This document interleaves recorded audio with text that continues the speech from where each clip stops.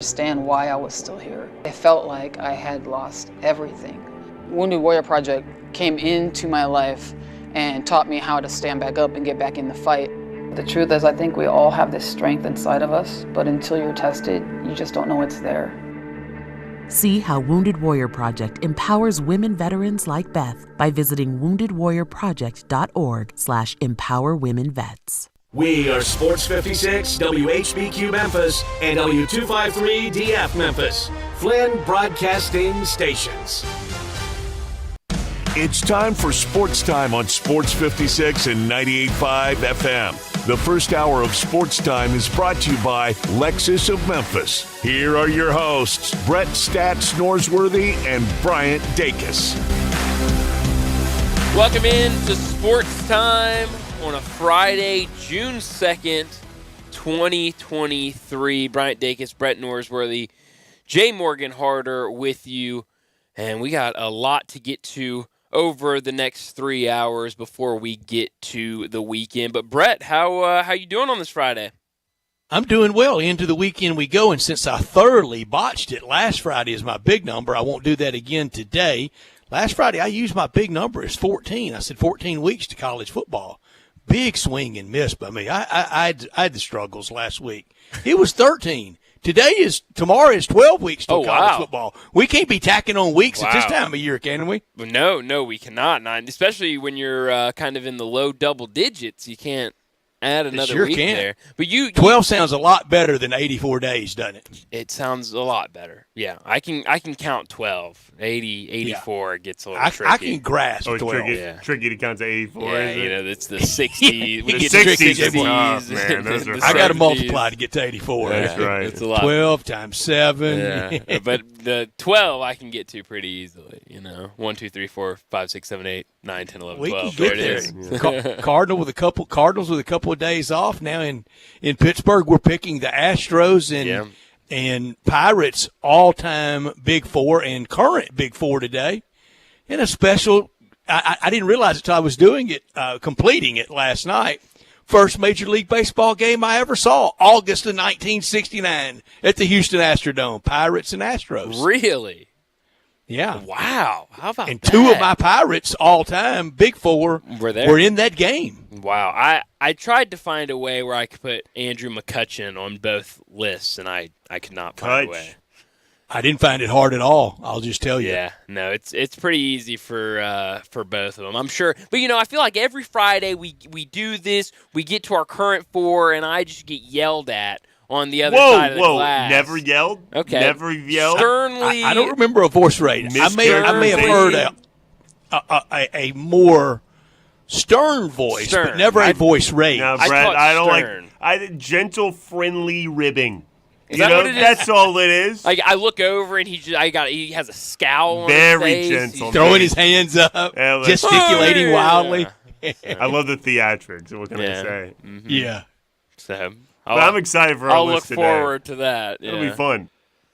The Buccos and a big the Showboats Astros. game on Sunday. Sure is. I haven't even looked at the line for the Showboats. I have 2-point favorite. 3.5. Oh, it's moved to 3. Wow. Crazy, man.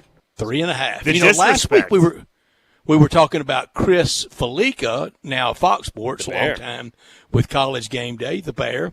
And last week he wrote in his Friday Pick'em column at Fox Sports that he thought the Showboats last weekend, not the Grizzlies, Showboats last weekend, not only were they the lock of the weekend for the USFL, but his words, not mine, one of the locks of American sport for last weekend. Well, he got there. He sure did. Have you? It was his only win of the weekend in USFL. Well, shout out Memphis then. Shout out to the Showboats. But when you go lock of American sport, you get it better right. Be right, yeah. Well, and it got a little dicey there towards the end. I mean, it was. Didn't it? A little scary. Goofy play calling. Have we looked at his picks this weekend? Of course I have. And what does he have for the Showboats? He's picking low scoring under. I don't know that he picked the game. Not buying the game. It didn't stand out. That's too bad. I think that offense that the Showboats got, it's It's going to get there one of I these took the days. under last week, 42.5, and it got there by like a point. No, it didn't get there by a point. It went over by a point, Correct. right? Yeah, okay. I knew it was one way or the other. Correct, 23-20. Ooh, rough day. But playing Sunday, of course, on national TV, that's why the league exists. And New Jersey, a 3.5-point favorite. We can pick that right now. We didn't have it planned anywhere, did we? No, not that I know of. We can pick it right now. Give me the boats plus 3.5 for 100, and I am up 1,400. Brian, I've been riding the boats all year. Why stop now? I'll take the boats for a cool $50. $50. Yeah. What's that get you? Might as well just bet on the other team. Well, I am in the lead, aren't I? So I mean, you are. That gets you the lead. I'm just pacing. You know. How much money do I have, Brett? You have $750. Brian has $1,700. I have $1,400. Jay Morgan. I think I would like to bet $500 on the boats, please. Oh my gosh! $500. I hope we're right. I mean, Group lock, Lord. our second one. We had it last week. We're 1-0. Jay Morgan steps out there with $500. This is my lock of the century of the millennium of the sports weekend or whatever. Take the boat's money line, or and that would not get you out of third place. No, it wouldn't. But it would get me on the right track to get out of third place. There, it would get you on the right track. One foot in front of the other. Brett. That's how we go around here. That's right. That's true. We got good golf this weekend. We got College World Series. Yeah. Oh yeah. Started today. Texas Tech already a winner. Jay Morgan very unenthusiastic about his alma mater. I texted him an hour ago. Guns up. No recognition of it so far. No, I'm not a big college He's baseball not a college person. baseball guy. Even as it builds, you won't be at Supers and into Omaha? I don't really care, quite frankly. I used to go to a few of the games at Texas Tech, but that was about it. I went to a super regional once. It was a lot of fun, but I don't really follow it very closely. If the Red Raiders have a dog pile in Omaha, you won't be excited? I'd probably watch the final. That's different, Brett. That's a trophy. I'd probably watch the final, but I don't know how excited I think there's another word for it. Bandwagon. Well, I was thinking front runner. Bandwagon will suffice. Yeah, Front wagon, that good. Bandwagon would be one word, wouldn't it? Yeah. No, I'd watch the final. That's about it. Wear all your Texas Tech garb in here. Yeah, Brian, your mom is an English teacher, right? She is, yeah. First day of summer today. It was. It was. And one of the great lessons I learned, I remember asking an English teacher of mine, I said, is a lot 2 words or 1 word?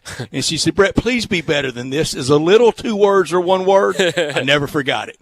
When I was in 4th grade, my class was walking by the playground, and there were some geese. And I said, "Look at all those gooses!" And I thought my teacher was going to kill me right there walking. Yeah, the old geese, mice, it gets us, doesn't it? It gets us all at least once. And when you go mouses, yeah, it got me right in front of the teacher. So you've got some learning to do. And another one, I can't stand when people go, "It's most unique. It's very unique." No, unique stands out in and of itself. Yeah, it's just unique. Yeah, no, I'm right there with you, but I do grammar used to get me in school, I'll be honest, so hopefully it doesn't still get me. But we had a unique game last night, game 1 of the NBA Finals, Nuggets versus Heat. Great transition, man. That was smooth. Thank you. I try. But the Nuggets get a 1-0 series lead with a 104-93 victory over the Heat. Really made it look easy. No sweat. It really wasn't. The Heat kind of closed in the 4th quarter, scoring 30 points. The only time they scored 30 points in a quarter was in that final quarter. Made it a little close for a couple minutes there, but I mean, all night it was all Nuggets. Yeah, it was all Nuggets. It was their night. I think Miami has legitimate excuses, reasons for a not great game 1 performance, but not terrible either. They were hanging around at the end like they did, like they've done most of these playoffs, and Denver was hanging around the point spread like they have most of these playoffs in games.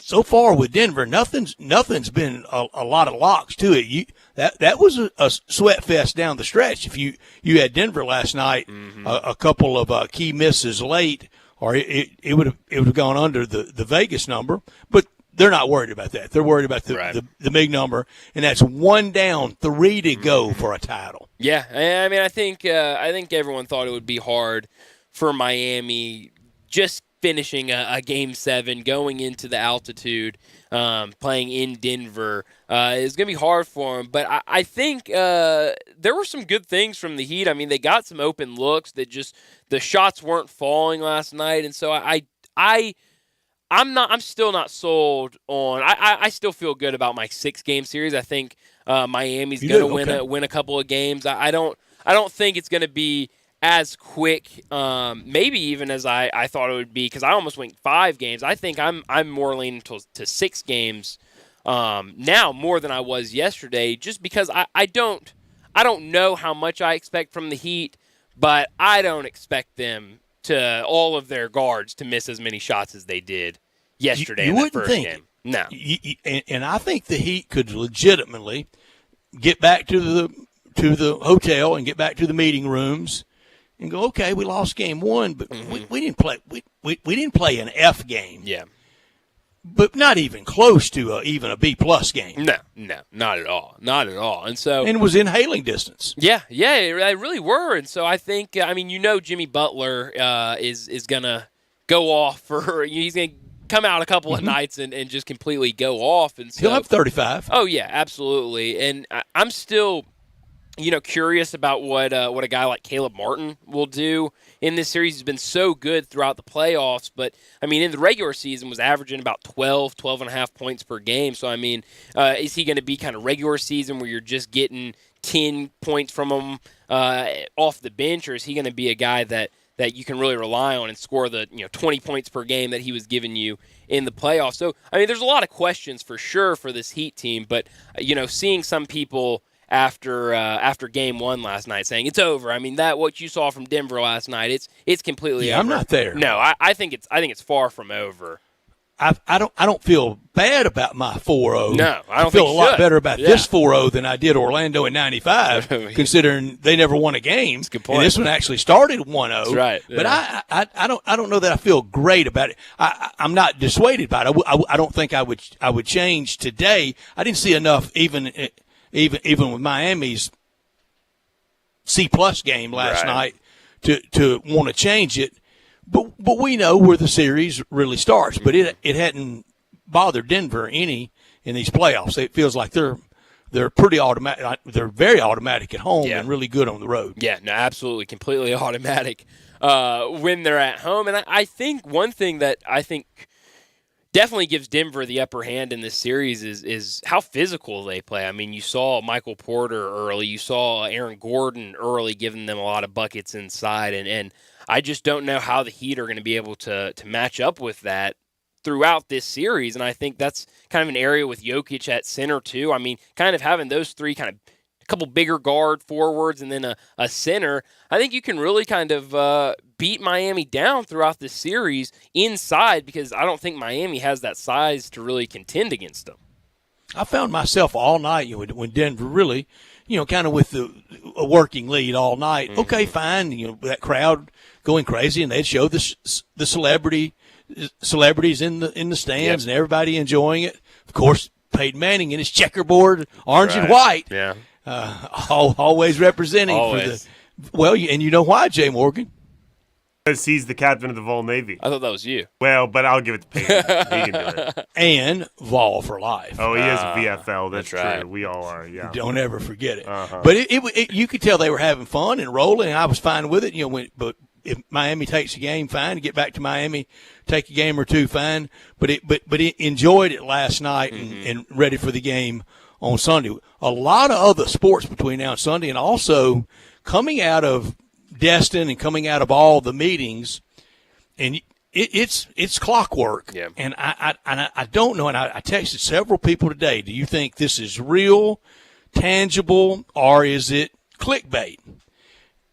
Memphis and the Big 12, it's more than ruminating out there. We didn't touch on it yesterday because I'm sorry for people that do think it's credible. I don't. And since I don't, and I'm the one that gets to talk, I'm not going to talk about it. I waited for 24/7 to join in on it. I'm not talking about it if Outkick's the only one out there doing it. When 24/7 jumped in, I said, okay, then I'll say something about it. And we didn't say a word about it yesterday, did we? No, we didn't. And I the first time I saw kind of that out there again was, I guess, earlier this week. I think Daily Memphian had a little piece on it, nothing big. And it was from. Did that? It was very small, and it wasn't even saying, "Hey, Big 12's expanding. Memphis is one of their candidates." It was more of like, if the Big 12 expands, and if Memphis is a candidate, what would have to go right? What would have to go wrong? Help me with this, Brian. Is every Daily Memphian story bylined, or is anything kind of just from the news desk? I think everything's bylined. Who was the byline on the? I don't Big remember. 12? I could find it. It wasn't the beat writer. I forget the beat writer's name, but it wasn't him. I forget. I'll look it up. But I do know. It was Tim Buckley. It was Buckley. That's right. And I trust that because I like him and trust that. And I found that out later last night. Yes. Trying to find. I sent to several people. Is anybody out there saying this other than Outkick? It's kind of, if it's just Outkick, you gotta clown show, and you don't need to text me and tell me how much money he's made and what he sold it to Fox for and how many Twitter followers he has. I don't care. Right. But what I found from that, and it was a really good story in the Daily Memphian, kind of about what would need to happen, what would not need to happen, and it was all going back to a Sports Illustrated story. I think over the weekend, talking about Big 12 is kind of, you've heard the rumors about UConn, you've heard the rumors about Gonzaga, some of these Pac-12 teams, and then in there it said Memphis could be a team to look out for. So it's definitely out there, and here we go again. Here we go again. It's going to be a thing, but I think are we going to buy it? I am. I don't know if I can, Brian. I am, for this reason, because I've been saying chaos for a while. We should hurry up and go ahead and start. Me too. And I've been saying it for a while. Now, it just takes one. Look, we didn't know it was going to be chaos until the story of USC. Who was it? John out west. Who was it? I forgot. Pac-12 writer. When he tweeted SC and UCLA, then that starts chaos. Yeah. So chaos can come in many forms. I'm just ready for it to hurry up and get here, because I do think it's coming between now and 1st of August. Mm-hmm. For the Tigers, I want it so badly for the university, for its fans, for us. Oh, absolutely. The selfish aspect for us, for what we do, how much better it will make this, how much more fun it would be to do this. So I hope it's real out there. But when I see the quote from Brett Yormark, the commissioner of the Big 12, and he says he thinks that basketball is devalued, I respectfully disagree. I think there is a finite valuation of college basketball. Yeah. And the TV rights in it does not approach college football. Right. But I mean, they've kind of shown with the rumors that have gone around, reaching out to Gonzaga, reaching out to UConn, that clearly they think something is there with basketball. What does that get you, though? What does it get you to be the biggest basketball conference? Well, I mean, I would say look at the Big East, maybe. I mean, the Big East is kind of that basketball only, and I mean, it doesn't get you much. I mean, during basketball season, people talk about you, but you're not getting talked about any other time of the year. You think they have budget meetings at DePaul? Ooh, I'm sure they do. Yeah. Yeah, I mean, it's not the way I would. Is DePaul in the Big East? They are. Yes.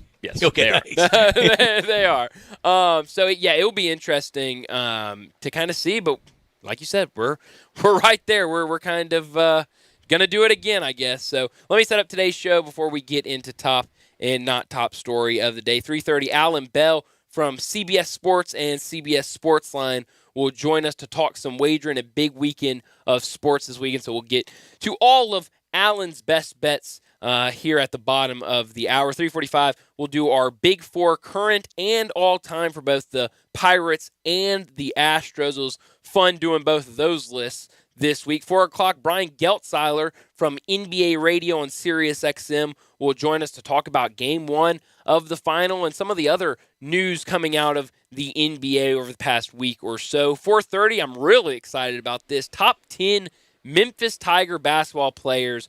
I sense the generational gap. Brett, I'll be honest, I really tried early to keep my youth out of it. And do you have Don Holcomb on there? I do not. You have Elevator Hilliard on there? I do not. You have Win Wilfong, John Wilfong? I do not. Andre Turner? I do not. TJ Steffens. Honorable mention. OLI. Jermaine Owsley? No, I do not. I do Courtney not. Trask? I do not. It's going to be a very you're not going to get a blast from the past from me. I can assure you that, Brett. But we'll do that. That'll be a lot of fun to list off names at 4:30. 4:45, we'll get to our big number of the day. 5 o'clock, Matt Murschel, what we were just talking about, Big 12 expansion. It sounds like it's going to happen, and there's going to be names out there very soon of teams they're going to go after. So we'll get to that at 5 o'clock with Matt Murschel, but we'll also do a lot of other college football talk with Matt. He does a great job, kind of all things college football, so we'll get to a lot of that with him. 5:30, we'll get to what's trending, and we got to make Stanley Cup picks. Stanley Cup final game 1 tomorrow night, so we'll have to make picks around 5:30 at 5:45. We'll wrap up today's show and this week with Taco Bell Crunch Time. But we're sitting in the Family Leisure Studios where family and fun come together. Come out and play sale going on now through June 25th. School's out, and it's time to get out of the house and enjoy your backyard. Pools starting at $24.99. Play gyms up to 30% off. A huge selection of in-stock patio furniture up to $1,000 off. All of the in-stock spas also $1,000 off. Special financing still available over at Family Leisure. So get over there now and get some of these great deals during the Come Out and Play sale going on now through June 25th. Only at Family Leisure, 2120 Witten Road, just north of I-40. Be honest, you got Mike Butler on there, don't you, from Kingsbury High? I do not. Okay, maybe the first star at the Coliseum after the Tigers moved into the Coliseum. He's Brian. I'm Brett. Jay Morgan Harder is our producer, and our number is 901-360-8255. Jay Morgan, I like that you recognize yourself for the camera there. I like to give a thumbs up or a point up. That's me talking about. That's right. When I introduce you. This hour of our show brought to you every day by Lexus of Memphis at 2600 Ridgeway and online at lexusofmemphis.com. The one and only Lexus dealership in town. Call them at 901-334-9673. Great offers on all 2023 models and always special leasing options. Drive in luxury and confidence knowing that every new Lexus comes with complimentary first and second maintenance services.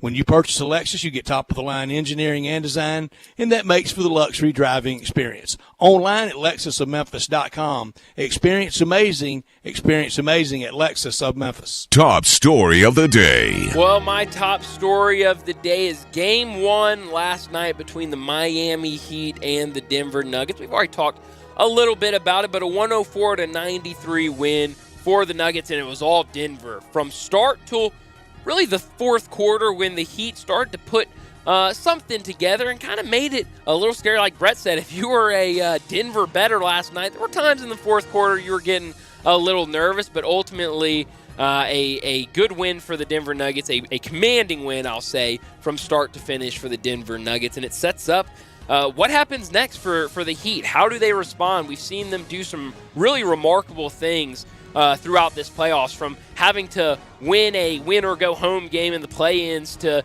beating the Milwaukee Bucks, to beating the Boston Celtics, to making it all the way to the NBA Finals. So how are they going to respond after Game 1, a couple of days off? Sunday night, Game 2 in Denver. Can they take one on the road, or will they have to go back to Miami and make some adjustments down 2-0? I think we'll see a lot, and I think this we'll know a little bit more, and a little bit more of if Brett's going to be right about a 4-0 sweep after Game 2. 1 down, 3 to go. My top story right there. Denver goes up 1-0 and continues to make it look easy. The duo of Jokic and Jamal was spectacular. 53 combined, 27 from Jokic, 26 from Murray, with another postseason triple-double for the big man. 27, 14, 10. Powerball numbers again for him every single night with only 2 turnovers. 16 of 20 for the Nuggets from the free throw line. Only 2 of 2 for the Miami Heat. And they all recognize they got to be a lot more aggressive. You can't sit out there and wait. And they did, and it got worse. It was almost like a knot in the shoe. Max Strus, he had quite the night for Miami. 0 points on 0 for 10 shooting. Not top story of the day. You got to press the button. I just caught off guard by it, truly, and it just kind of jumped on me. I'm like, oh my gosh, that's my cue to play not top story of the day. My apologies. It's a Friday. Well, my not top story of the day is really what I feel like has made the bigger news here locally in the NBA than the NBA Finals last night, and it's what Adam Silver said before the game about Ja Morant in this situation. We're still waiting on an answer. He sure did speak, and it sounds like in grave tones. Yeah, he really. I mean, you could tell. I mean, what was it? When was the last time he talked about? Was that before the NBA lottery? Earlier in the postseason, he talked about it, and you could tell he was upset about this. It was very serious situation. Serious tone. Absolutely, and you saw that again last night. Said that they have all the information that they could have made a decision before the NBA Finals or during the NBA Finals, but that they didn't want to take anything away from the two teams that are playing. And so to me, I almost respond to that in a negative way. I feel like that means that this news is going to block out the sun when it comes to NBA media. It's going to be something that we're not just talking about locally here in Memphis, and that some of the other NBA markets just kind of mention. Lead Sports Center. It's going to be a lead story. It's going to be something everyone's talking about. So definitely not good news last night. But yesterday when we were talking about hopefully we hear something soon, I mean, it sounds like maybe a week after the NBA Finals are done, right thereafter, we're going to finally get news on how long Ja Morant's suspended. I do not know this. Is just a suspicion of mine. I suspect they've already told Grizzlies brass. I wouldn't be surprised. I mean, it sounds like they're completely done and have their answer. They just don't want to put it out yet. Cake's baked. Yeah. My not top story, only 13 points for playoff Jimmy, and only 3 points for Caleb Martin. Miami didn't play well, and for us few that predicted 4-0 sweep, we look pretty good with one down. But the hard part's the next three. but for Miami, after a seventh game on Monday night on the parquet at TD Garden, and then the adjustment to the Mile High City, I don't think anybody should be that shocked by that last night. And it wasn't dreadful. I mean, it wasn't cover your eyes. It's hideous. They just got beat by a better team last night. I think they'll play a lot better Sunday. I think so. I think we'll know more about this series. I mean, how do those teams come out in Game 2? It should be a fun one. But that'll do it for top and not top story of the day. Let's go ahead and get to a break. And when we come back, we'll talk wagering with Alan Bell. Add a little fun to your lunch break. Join Johnny Radio for Sports 56 Happy Hour from 11 to 1 every weekday on Sports 56 and 98.5 FM. Hi, this is Lauren Choate with Choate's Air Conditioning, Heating, and Plumbing. Now that the warmer weather has arrived, let Choate's perform their $99 20-point AC tune-up to get your AC ready for the hot summer months ahead. Also, Choate's is offering our half-off 1 pound of Freon coupon on our website for you to use. Does your HVAC system need to be replaced? If so, right now is an excellent time to take advantage of Carrier's 60 months no-interest financing on select systems. Want to improve your indoor air quality? Choate's is also offering our new ABCO air purifier for $100 off when you get your air ducts cleaned. UV technology sterilizes biological contaminants and neutralizes odors and toxic VOCs. Match that technology with getting your air ducts cleaned, and you'll have the indoor air quality your family needs. Better call 347-8086 today. These specials won't last long. Turn to the experts with Choate's and let our family serve your family. Wendy's $3 breakfast deal is a bacon or sausage egg croissant plus small seasoned potatoes for $3. It's the breakfast that don't miss. So if you did miss Wendy's breakfast, don't imagine. Fresh cracked eggs, sizzling sausage, crispy bacon, and block out those hot, buttery, flaky croissants. Croissants don't really make a sound, but if they did, for a breakfast that don't miss, Wendy's is that breakfast. Choose wisely. Choose Wendy's $3 breakfast deal. Limited time only. Participating U.S. Wendy's. Select a request $3 breakfast deal to obtain discount. Not valid for a la carte or combo orders. Cash Cashback is not available on gas in New Jersey and Wisconsin. John, what are you doing? Get in my car. So why are you walking to work? Thanks, man. It's these insanely high gas prices. They're draining my bank account. I can't afford to drive anymore. Dude, don't walk. Just do what I do, because I never pay full price for gas anymore. I use the free Upside app that pays you cash back for every gallon of gas you buy. Oh, wait. You're telling me you get paid cash when you buy gas with the Upside app? Yes, I get real cash back every time I buy gas. Does that actually add up to anything? I'll make around $200. Wow, that's serious extra cash. I'm downloading the free Upside app now. Download the free Upside app now to earn real cash back every time you buy gas. Use promo code PHIL for an extra 25 cents a gallon bonus on your first tank. That's promo code PHIL. You can cash out anytime right to your bank account, to PayPal, or an e-gift card for Amazon and other brands. Just download the free Upside app and use promo code PHIL for a 25 cents a gallon bonus on your first tank. That's code PHIL. Hi, this is Troy Fiveash, owner of Fiveash Roofing. In these uncertain economic times, there are so many things as a contractor and a business owner that I cannot control. The rising cost of materials, not to mention fuel and transportation costs. In the last 2 years, shingle prices have almost doubled, and commercial materials have doubled. And I don't have to tell you what fuel costs these days. But you know what I can control? How much markup I put on a project. I have always prided myself in knowing I never gouge a customer. But in an effort to ensure my crews have work and my customers are being treated fairly, I have lowered my profit margin, hoping to give you a price you can live with and keeping my crews busy. So if you need a roof or gutters, please give us a call. Fiveash Roofing, fair, honest, and ethical. Fiveash Roofing, a proud sponsor of Tiger Athletics and a member of the Tigers home team. 367-0050 or memphisroofer.com. 367-0050 or memphisroofer.com. Fiveash Roofing, it's what we do. We're here for you. Now back to Sports Time on Sports 56 and 98.5 FM. This hour is brought to you by Lexus of Memphis. Here are your hosts, Brett Stats Norsworthy and Bryant Dacus.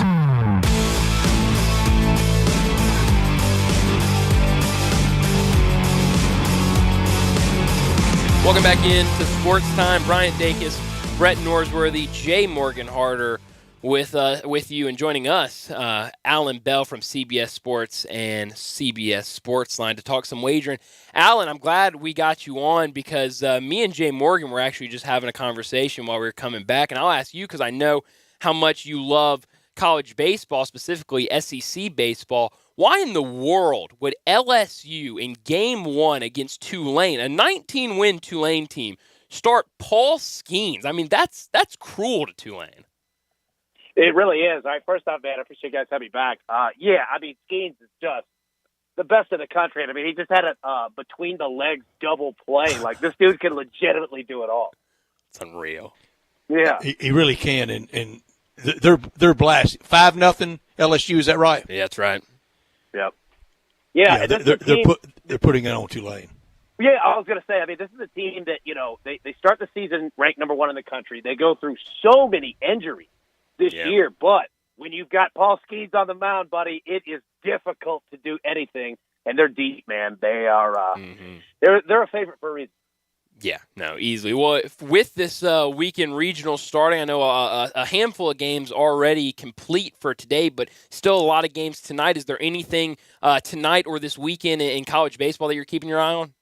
Yeah, definitely. So we had 3 plays, 3 plays going into today, right? And we had Maryland money line. That one came in for us nicely. We've got tonight, we've got TCU against Arizona. All right, TCU, one of the hottest teams in the country. Arizona had a nice run in the Pac-12 tournament, but TCU went on a maniacal run to win the Big 12. They're coming in hot, and, you know, it's not a fluke. Like, quite honestly, TCU was one of the best teams in the country. It just kind of didn't live up to it during the regular season, but they're getting hot at the right time, so we're going to ride them, and we're also going to ride East Carolina tonight against Oklahoma.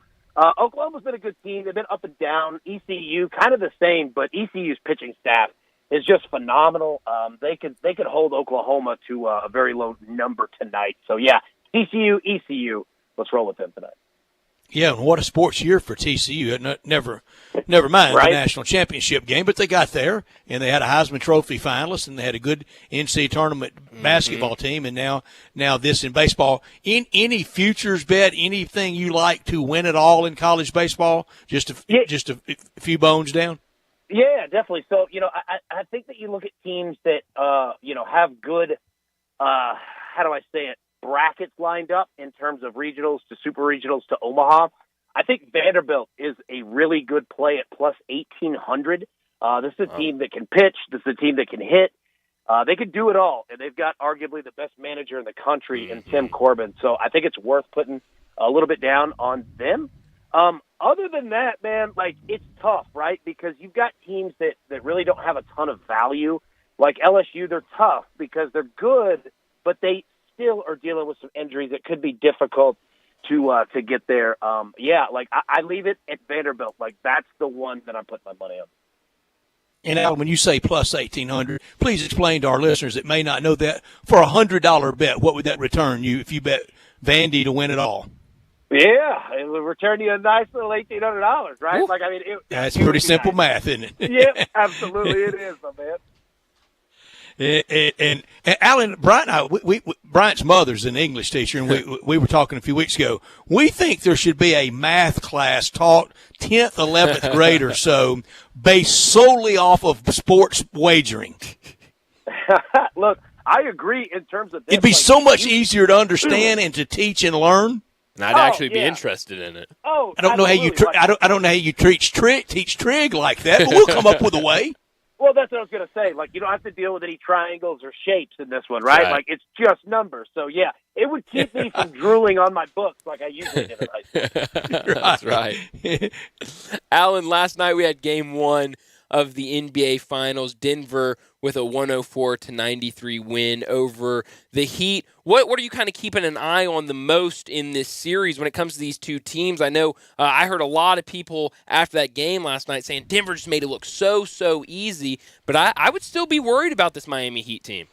Yeah, I mean, look, Miami, that culture is real, that locker room is real, Eric Spoelstra is real, right? We're not counting Miami out by any means. Right. And look, understand, game one was a disaster for Miami to walk into, right? Yeah. They just went 7 games. They're turning around, going across the country at altitude, mind you, against a team that's been sitting what feels like a month, right? So that was a difficult one for them to walk into. But I'm with you, man. The difficult part is that Miami's defense, what they built this run on, that zone look, that's what Denver eats apart. They just can just shoot you out of the building, man, and they're so good. And, we talked about the Heat where, Jimmy Butler would only have 9 points at halftime, right? Because they didn't need him to go deep. And then when they did in the second half, he would do it. Right. Well, Denver and Jokic kind of did that to Miami last night. And keep an eye on that, because if Jokic is just getting, relaxed triple doubles, my God, I just don't know what you're going to do. Alan, every weekend you tweet, and your Twitter is just one of the best. It's so much fun. But you tweet all through the weekend. You at the office, y'all are grinding away. I mean, the hours you keep, and of course the weekend's kind of the big time, especially football season. But I've been wondering, do y'all order out? Do you cook there? Do you have a chef? What do y'all do? Yeah, I'll tell you what, man. It's funny. We definitely, nobody's cooking. I can tell you that. We're definitely ordering food. The good part is right across from our office, there is a Taco Bell, weirdly, in downtown Nashville. And also, Guy Fieri has a chicken sandwich shop right across the street. It's phenomenal. It's the best idea. It's just a chicken sandwich, but there's 35 different ways that you can get them, made, based off of his, combinations and sauces and all that. Dude, I eat that almost every day. It's phenomenal, man. Guy is on his game, man. Wow. So with those late, hard weekend hours, I don't think you want to put out a bunch of college football picks right now, but there are a lot of lines and a lot of kickoff times out for early games. I mean, I look at that week 0, and you got Notre Dame installed as a 20-point favorite over the Navy. You got Vanderbilt 17.5 over Hawaii. Never mind game by game. When do you lock in and you're ready to put out team over/under plays for the year? Yeah, I'll say this, man. Get them in as early as possible, because those numbers aren't going to get better for you, right? Especially when you're picking, really good teams there. Look, I'll also say this, okay? When you're looking at week 0, week 1, week 2, we've talked about this, and we talked about it with, kind of the professional football leagues that have popped up. It used to be defense was ahead of offense, and it's completely flipped. Bet on points in the first two games for these teams because defenses need people to practice against. Offense doesn't, and you only have so much time. So bet on points. Like, do not be afraid to bet totals, bet overs, team totals, because generally week 0, 1, and 2 are your highest scoring weeks of the season. Yeah. Talking to Alan Bell from CBS Sports and CBS Sportsline. Alan, it looks like a really fun weekend of series in Major League Baseball, and a couple I've got my eye on. One specific matchup tonight, the Mariners versus the Rangers. You look at these two starting pitchers, Luis Castillo, who has a 2.69 ERA, and then going up against John Gray, who's 5-1 with a 2.81 ERA. How do you think this one goes down tonight? Yeah, I'll say bet the under. I think you're pretty spot on with this one, right? Like, I mean, these are two really good pitchers that, and look at Gray, man, having a great year already so far. You look at the Mariners, man, like their bats, at home are completely different than they are on the road. Like, you got to be careful with some of their games. Yep. The Rangers can get hot, but they can also not. Like, these two teams are very, very similar. Like, I would look at unders in that one. You've got Angels and Astros series that's going on. That one's nice. I know you had a couple more. I don't want to jump ahead of you. But, yeah, man, like, I would look at the under, especially on a Friday night with Seattle and Texas. Now, this next one might be crazy of me to say. I don't know if I've ever even thought about something like this before, but the hottest team in baseball right now, the Cincinnati Reds, lost last night, but 8 runs in the 8th inning. I mean, you take that away. And that goes off in 30 minutes. That's right. That one's about to start against the Brewers, who I think 4-6 in their last 10 games. Not great in the past couple of weeks. I mean, getting plus money on the Reds, am I crazy? Dude, you're not crazy, man. Like, the Reds are a good baseball team, man. Like, I know that they're he's crazy. I baseball, Brett. I know, like, it's crazy. Like, they're 26-30 overall, but you look at them, dude. They're 14-14 at home here, and you look at what Spencer Steer is doing. For the Reds, got a 289 batting average. He's got 15 doubles and 8 home runs. Right? Yeah, man. Like, the guy's on fire. They're going up against Corbin Burns tonight. Obviously, he's 4-4, 3.68 ERA this season. But I'll tell you what to look for. Like, when you're playing against the Reds, all right, or when you're playing the Reds, and it doesn't count tonight because Burns is a righty, but this Reds lineup is built to hit left-handed pitchers, 1 through 9. Like, they are built to do it, and they play station to station running, meaning that, they know how to get guys on base. They'll grind out walks, and they will convert them into runs. So, yeah, like, it sounds crazy, but this team is better than what their record shows. Yeah. Our good friend and your good friend, Bruce Marshall from the Goal Sheet, and he's a regular with us. He's not on today because he's traveling back from Spain, but his mantra is wagering is always static, or it's always dynamic. It's never static. Don't try to kind of ride a streak. But with the A's having their 2 wins, and they've had a loss since then, isn't it about time to start getting on the against the A's again tonight, laying $1.95 on the road at the Marlins? Yeah, it absolutely is, right? And I'll say this, like, you bring up a good point. You don't want to ride a bunch of trends, but, when things are real, like, they're real. The A's are not very good, so I'm with you on that. And if you want to bring that juice down, you can look at team totals for the Marlins, 4, 4.5. That's where you want to go. You can cut that juice down a ton. But yes, especially playing at home, I'm with you there, man. The A's, they are destined to come back down to normal. They're 12-46 for a reason. When it's real, you got to roll with it. One of the great lines ever on Memphis radio, Dave Woloshin was interviewing John Calipari, and Calipari was in that full brooding, paranoid, everybody's against me mode, and Dave said, Coach, you sound paranoid. He goes, I am, because everybody's against me. That's a good point. That's great. Alan, last thing for you before we let you go. You got any plays for this weekend that we weren't able to get to? Yeah, so I'll tell you this. We'll go back to college baseball here, right? So pay attention to teams that are hosting that won fairly easily today, right? Virginia Yeah. is a good team. Keep an eye on what Vanderbilt does tonight, because you're going to see some of these teams that don't throw their ace today, and they'll save them for tomorrow. So pay attention to that. Also, Stanley Cup Final, Game 1 tomorrow. I understand that we've got two good goalies, especially Bobrovsky for Florida, but I'm taking the over 5.5, and I'll tell you why. Vegas knows that the way to win each game and win these series is getting to 3 goals, and I think that they're going to push the pace offensively for both teams, force it to be a quicker game than Florida's used to. So, yeah, I really, really like the over 5.5. Well, Alan, I got to apologize. We pride ourselves here as the NHL, the hockey show in Memphis, so I apologize for not asking you about the Stanley Cup Final. That's on me. I'll take blame for it. But, Alan, thank you so much. Good luck this weekend. We'll talk to you next Friday. Dude, hey, don't worry about that at all, my man, and I appreciate you guys. Y'all have a great weekend. Take care. We'll talk soon. Thanks, Alan.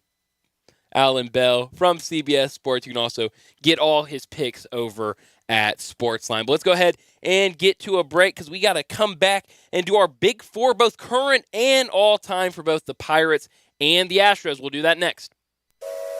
Listen in for the Showboat Showcase on Sports 56 Mornings with Greg Gaston and Eli Savoy. Greg and Eli will talk with guests from the Memphis Showboats and give you a chance to win tickets to upcoming games. Okay, listen to this. Mishima beef carpaccio, char-grilled oysters, the Prime Burger, General Tso's cauliflower, steak frites. Does that sound like pub grub to you? Well, it is if the pub is Bell Tavern in downtown Memphis. Bell Tavern, easily accessed straight through the dining room of 117 Prime, happens to have access to the kitchen at 117 Prime, making Bell Tavern not only a perfect bar, but a perfect bar with incredible food. It's not pub grub if it's better than 90% of the restaurants in town. It's Bell Tavern. Ray Magliozzi here for eBay Motors. You're driving along and some nimrod cuts you off. You hit the horn. Jeez, it sounds like a goose in distress. Time to head over to eBay Motors. They have horns for every make and model, not to mention horn pads, steering wheels, wiring, and more. 122 million parts. You can even go for an upgrade. Now, looks like Mr. Cutoff Man needs a new seat cover. Try eBay Motors, pal. Get the right parts at the right prices. eBay Motors. Let's ride. The Dell Technologies Summer Sale event is on with limited quantity deals on top tech. Save on select PCs powered by the latest Intel Core processors like Thin and Light XPS 13 laptops, Inspiron laptops, and 2-in-1s. Plus, get savings on select accessories, free shipping, and monthly payment options with Dell Preferred Account. It's the perfect season to power your passions during Dell's Summer Sale event. Save today by calling 877-ASK-DELL. That's 877-ASK-DELL. Offered to U.S. residents by WebBank, who determines qualifications for and terms of credit. You've heard of James Gaddis Jewelers, but have you heard what they've done lately?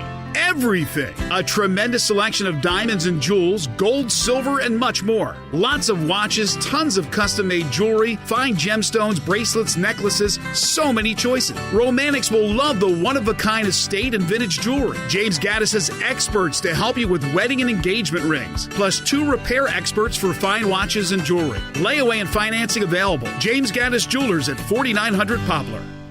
Now back to Sports Time on Sports 56 and 98.5 FM. This hour is brought to you by Lexus of Memphis. Here are your hosts, Brett Stats Norsworthy and Bryant Dacus. Welcome back into Sports Time as we're about to wrap up our first hour. But we got to do our Big Four, current and all-time. We've done this past couple of Fridays, and this week the two teams, the Pirates and the Astros. So this should be... We're a third home after today. This will be 10 teams done. Wow, it hadn't seemed like we've done Before 10 we get teams. into it, all right, whose time is it to pick for next week? Jay Morgan. Oh, is that Jay right? Morgan, That is right. Give me one AL, one NL. Teams we haven't done too. That makes this more difficult. I was going to remind you earlier today, and I forgot. How about we do the... I want to do the Detroit Tigers. I like it. And the have we done the D-backs? We have not. And the Arizona Diamondbacks. Easy choice for me. D-backs and Tigers. And we'll wait and do Cardinals Yankees the very last Friday. Who wants to go first? Who's brave enough? Jay Morgan. Dive in. I'll go first. Do you want me to do Pirates or Astros first? Your call. Your call. I'm going to do National League. We always go senior side. You have to. I'm going to do the Astros used to be in the National. I'm going to do Pirates all. So it makes it more confusing. I'm going to do Pirates all time first. I have Dave Parker at 4, then Willie Stargell at 3, Honus Wagner 2, and number 1 Roberto Clemente on my list. Very interesting. I did something that's going to shock y'all today. I left out Paul Wainer and his brother, Big Poison and Little Poison. I left out Honus Wagner. Wow. Is just a little bit like I will Walter Johnson, a little bit like I will Cy Young. It's just so long ago, it doesn't even seem real. There's just something about Cy Young and but yet Babe Ruth's Wagner. yesterday. Yeah. Just something about this. I mean, what? Good list, Jay Moore. Honest Wagner had his card sold for like. Yeah, it's the most expensive card you can buy. I mean, he deserves to be on like the list. Gutenberg Bibles. I mean, it's unreal. Oh yeah. If you're sitting on a stash of those, you retire to Tahiti. Lucky guy or girl. Who you want to go next, Brett? I will. I'll go way back. I'll go Roberto Clemente 1, Willie Stargell 2, Barry Lamar Bonds 3, and Andrew McCutchen 4. Oh, I like that. If Barry Bonds had retired after his Pirate years, he would have been first ballot Hall of Fame. 100%. I'll go from 4 to 1 for Willie Stargell, 3 Barry Bonds, 2 Honus Wagner, and number 1 Roberto Clemente. So we're very close, Brett, in our I forgot Barry list. Bonds. Yeah. I forgot him. Astros, way back that's not so way back for me, Jay Morgan. You go first. I have Jeff Bagwell as the best Astro, then Nolan Ryan, Roger Clemens 3, and Lance Berkman 4. Honorable mention to Roy Oswalt and Craig Biggio. Surprised Biggio won on your list. No, I'm not. Honorary mention to Craig Biggio. I got some stats against Biggio for you over here. In WAR?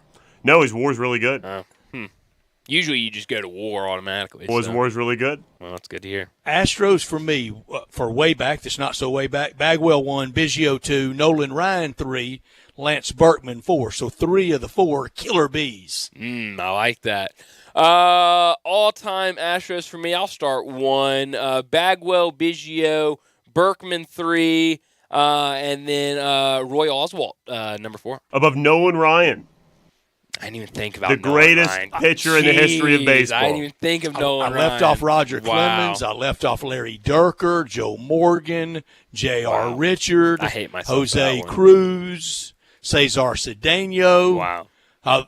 Those guys now. So let's get to now. Jay Morgan, now for the Astros. For the Astros now, I have Yordan Alvarez as number 1. Got to. Framber Valdez is my second. Jose Altuve, former MVP, is third. And Jeremy Pena, the young fella that they trusted to replace Correa. There's a reason they trusted him. He's a good player. He's 4 for me. I like that one. Yeah. But we're in the same neighborhood. Bryant, you go.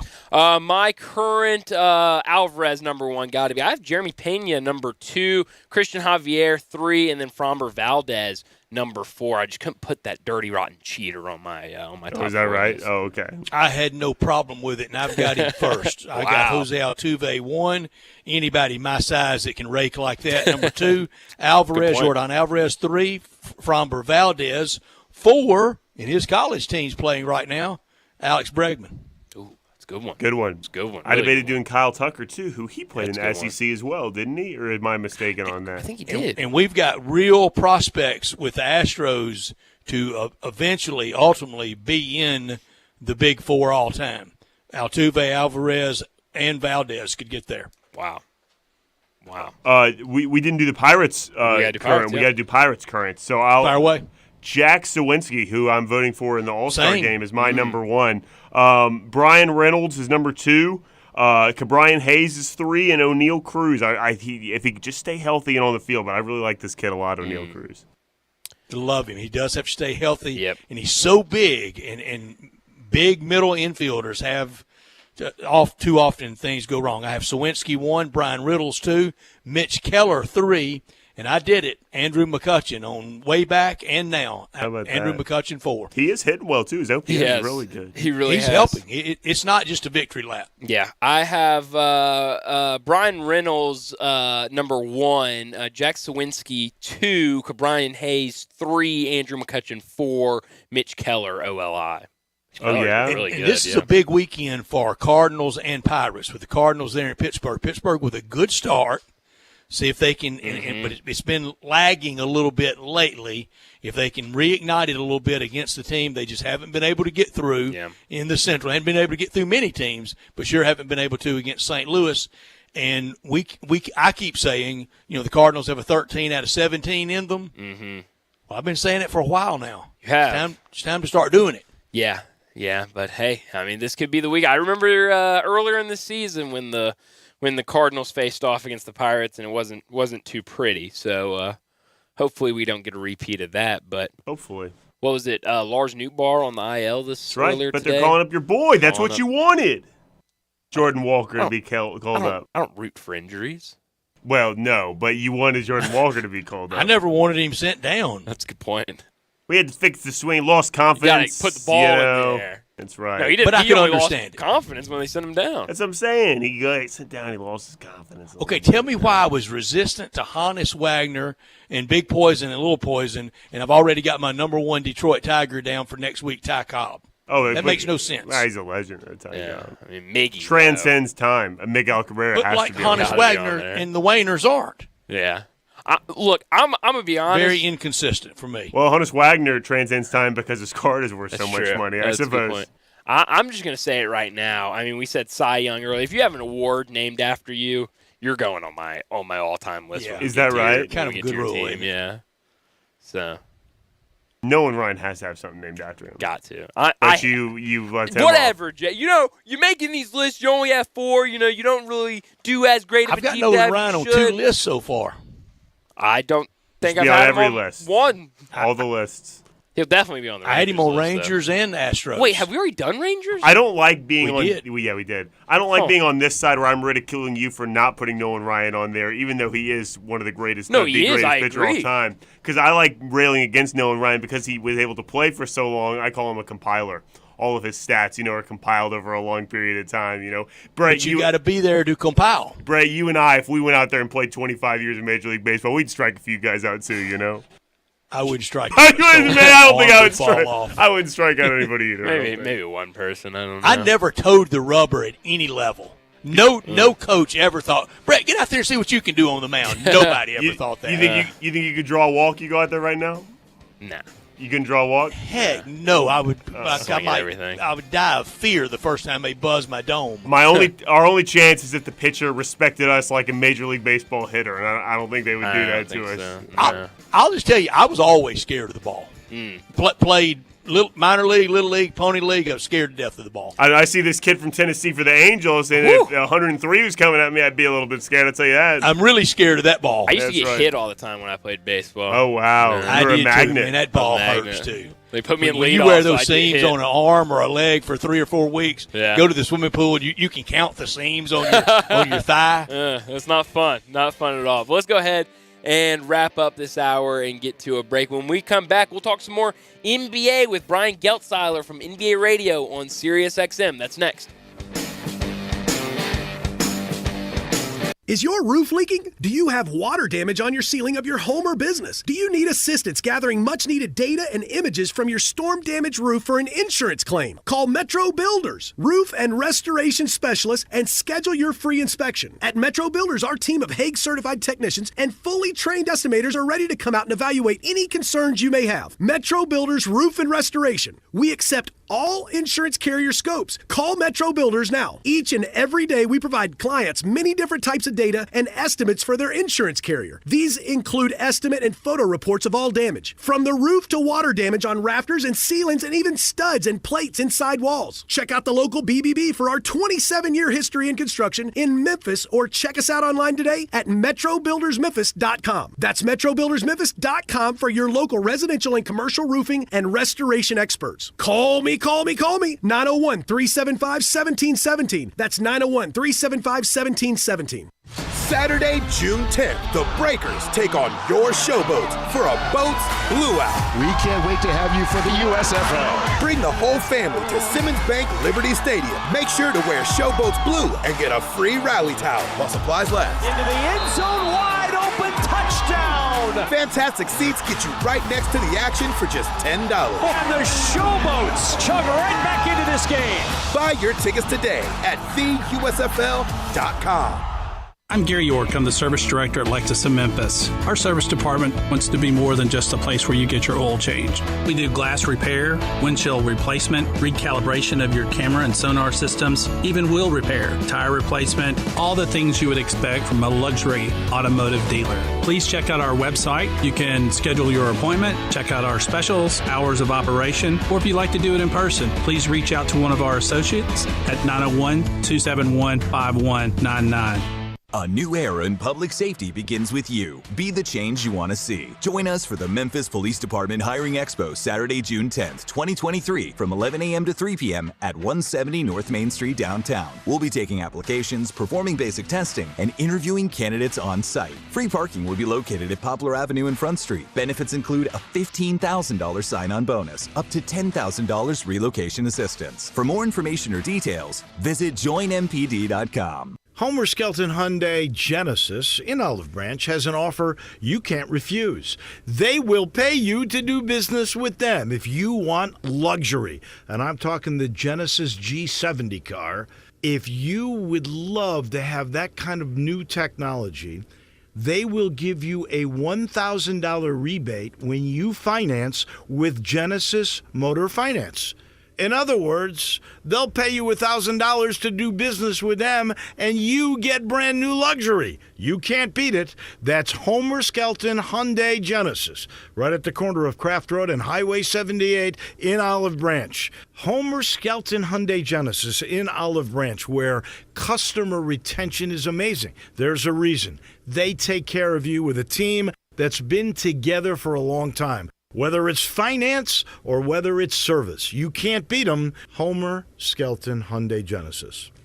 Do you know one of the best things you can do for your employees or family's health? Provide Arctic Clear bottled water. Arctic Clear bottled water is your locally owned and operated bottled water provider. Arctic Clear is 100% natural spring water with free delivery and setup, dependable service, and no long-term contracts. What an easy choice. Call Jeff Manus today, 901-382-2363, or visit arctic-clear.com. Arctic Clear bottled water. Call now, 382-2363. That's 382-2363. We are Sports 56, WHBQ Memphis, and W253DF Memphis, Flynn Broadcasting Stations.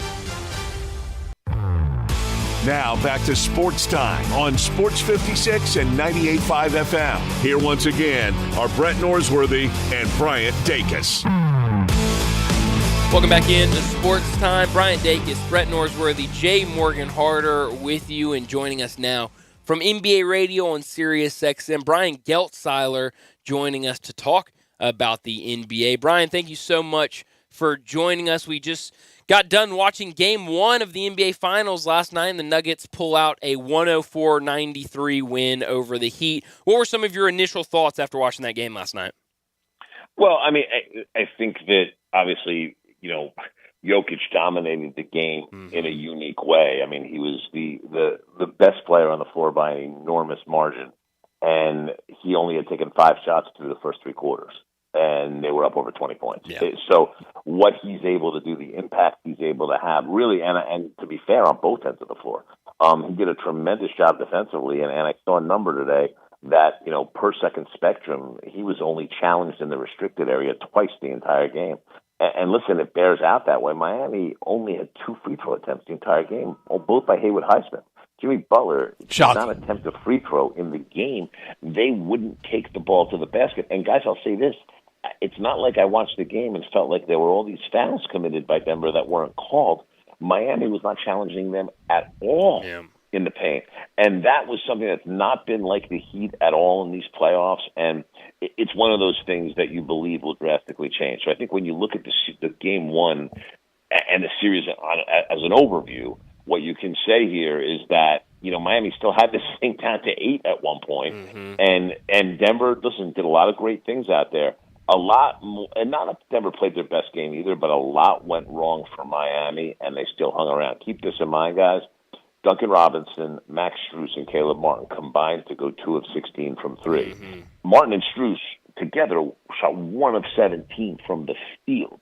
So, like, it's so much went bad from the perimeter for Miami. They're going to change how they do things offensively. I don't think their offensive ran bad. They just missed a lot of shots, but I do think they have to get to the basket a lot more often. And I do think they found something defensively in the second half with how to approach Jokic and the rest of the Nuggets. So I know a lot of people said, hey, this one can look like a sweep or something at this point. I don't believe that at all. I think there's a very interesting path for Miami to stay in this series, and I think Miami gets game 2. Brian, I thought there was a lot there for both. The biggest thing, Denver won the game to go up 1-0. 3 more, they have a parade. They have the Larry O'Brien Trophy, and they get rings next year on opening night at a ring ceremony. But still plenty there for Miami to not hang their heads about. I don't think, because it was not a dispiriting loss. They were competitive, but you're right about the free throw disparity.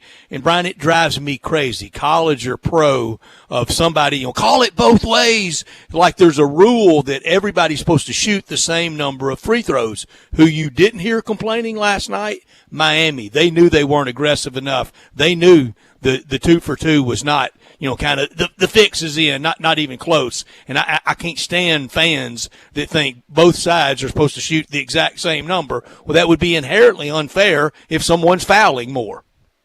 There's no doubt, Brett. Listen, it's very important to note that foul shot attempts are directly related for the most part to playing style. Teams that get more points in the paint, hence attack the paint and attack the rim more, will draw more free throws. That's just the way it works. So in this particular scenario, it's not like the refs didn't call it, right? I actually think it was a pretty well-officiated game last night. I don't think there was a lot to complain about. I thought the refs did their job. So you look at that. The Heat have to make some massive adjustments here. Listen, Jokic is a problem, and I say that in this way from a Miami standpoint, in that he's one of those really, really, truly special guys that there's no good choice on him. It's either you're going to let him carve you up and get other guys going, or you're going to let him go crazy inside and just score on you all the time. I would rather the latter, because I do think that the more assists that he gets, the more you allow other guys to get in a rhythm, and it becomes an exponential effect. I think if you're able to defend the other guys better, and I think that's something Miami has to do, it's not – listen, Jokic and Murray are going to get theirs. That's the way the Denver Nuggets work, all right? But when you're getting 10 and 20 minutes from Bruce Brown, and Michael Porter has a bad shooting game but manufactures his way to 14, Aaron Gordon has 16 in the game but 12 in the first quarter off the same – they exploited the same off-ball switch 4 or 5 possessions in a row with getting Vincent on Gordon. And Miami didn't adjust quickly to that. That's not something you see out of Miami that often either. My point being is that you start to collapse on those other guys a little bit more and say, hey, you know what? We're not stopping Jokic no matter what. And our whole strategy is going to be, can Nikola Jokic offensively beat us alone? Yeah. And that becomes a larger question. When you get all these different talented guys and the Nuggets engaged, it gets tough. And again, the more touches, the more rhythm. And the more you double Jokic, the more touches and rhythm these other guys get. Well, you just mentioned Michael Porter and Aaron Gordon, like 2 guys that are physical guys that can kind of get inside, and we've seen this Miami team kind of undersized, especially down low. What do you think they need to do to kind of stop some of these bigger guards and forwards for the Nuggets from wreaking havoc inside? I think they have to go the other way. To me, I thought the best lineup Miami played was the lineup they finished the game with in the second half of the fourth quarter, which had the 2 small guards in the game, Vincent and Larry, and then they had Highsmith, Butler, and Bam. To me, I feel like you have to almost go that way and put these guys in a little bit of uncomfortable situations. First of all, Kyle Lowry the dude's a bull. So he's going to, whoever he guards, even though he's giving up inches, he's not giving up strength, and he's going to be a pain in the butt. He's going to lean on people. So he guards a little bit bigger. Highsmith's a hider. You got to hide him a little bit. But Butler can guard up too. So all of a sudden, you can kind of pick your spots there. The other thing is, if the zone's going to be effective, and the zone will not be effective for long periods of time, because ultimately, when you put Jokic in the middle of the zone and passes are coming into Jokic, you might as well be man to man at that point, because if you're not, you're going to collapse on him and you're going to play right into his hands. So for other periods of time, the zone can be effective, but it's it's going to will outlive its usefulness fast. But you can hide Highsmith a little bit in that lineup, and even if someone else is in that spot, even if it's Duncan Robinson who didn't shoot the ball well, even if it's Caleb Martin. I mean, listen, the one thing I'll tell you about Caleb Martin, Jamal Murray at 26. He worked. He didn't have a lot of easy looks. There was a couple of mental mistakes that Martin made in leaving him, but Martin hung with him. Even on a night where he couldn't throw it in the ocean, he hung in the game. So I think, but I think the two-guard look with Jimmy and Bam is something that Miami's going to lean on in this series. The Celtics exit, what should be at the top of the blame game? Well, all right, so blame game's hard, Brett, right? Because if you're going to start to look at blame, the first spot I'm going to lay blame is on Brad Stevens for making the decision to put Joe Mazzulla as the head coach. But I also have to blame the two owners, Whit Grasbeck and Steve Paiuka, because I don't think they devoted enough financial resources to the coaching staff. I think they not only had a 34-year-old head coach that had never coached before, he only had 4 assistant coaches. And between his promotion, Will Hardy leaving, and then Damon Stoudemire leaving mid-season, who was his lead assistant, listen, with 4 coaches on the sidelines. And listen, 3 of these guys are off to go work for Ime Udoka in Houston. Yeah. So it's not like they were his guys. So I think they made it really hard for Joe Mazzulla. I also think the general concept of putting a first-time coach at 34 years old on a team that's the odds-on NBA title favorite, I think is really unfair to the coach, and I think it's unfair to the players and fans and everybody. Yeah. Because Joe Mazzulla's the wrong guy. Joe Mazzulla may be a great coach in this league. He's the wrong guy for this team right now, and that's the problem. But Brad Stevens likes a modicum of control from upstairs, and he has that with Mazzulla. So the reality is he's going to keep him. Now, again, are they going to pay an assistant to come in and sit next to him like somebody that knows what they're doing? I hope so. I think that Joe needs that kind of help, because the people I talk to around the league, scouts, assistant coaches, and others will tell you the same thing, that everybody else is running much more sophisticated stuff than the Boston Celtics.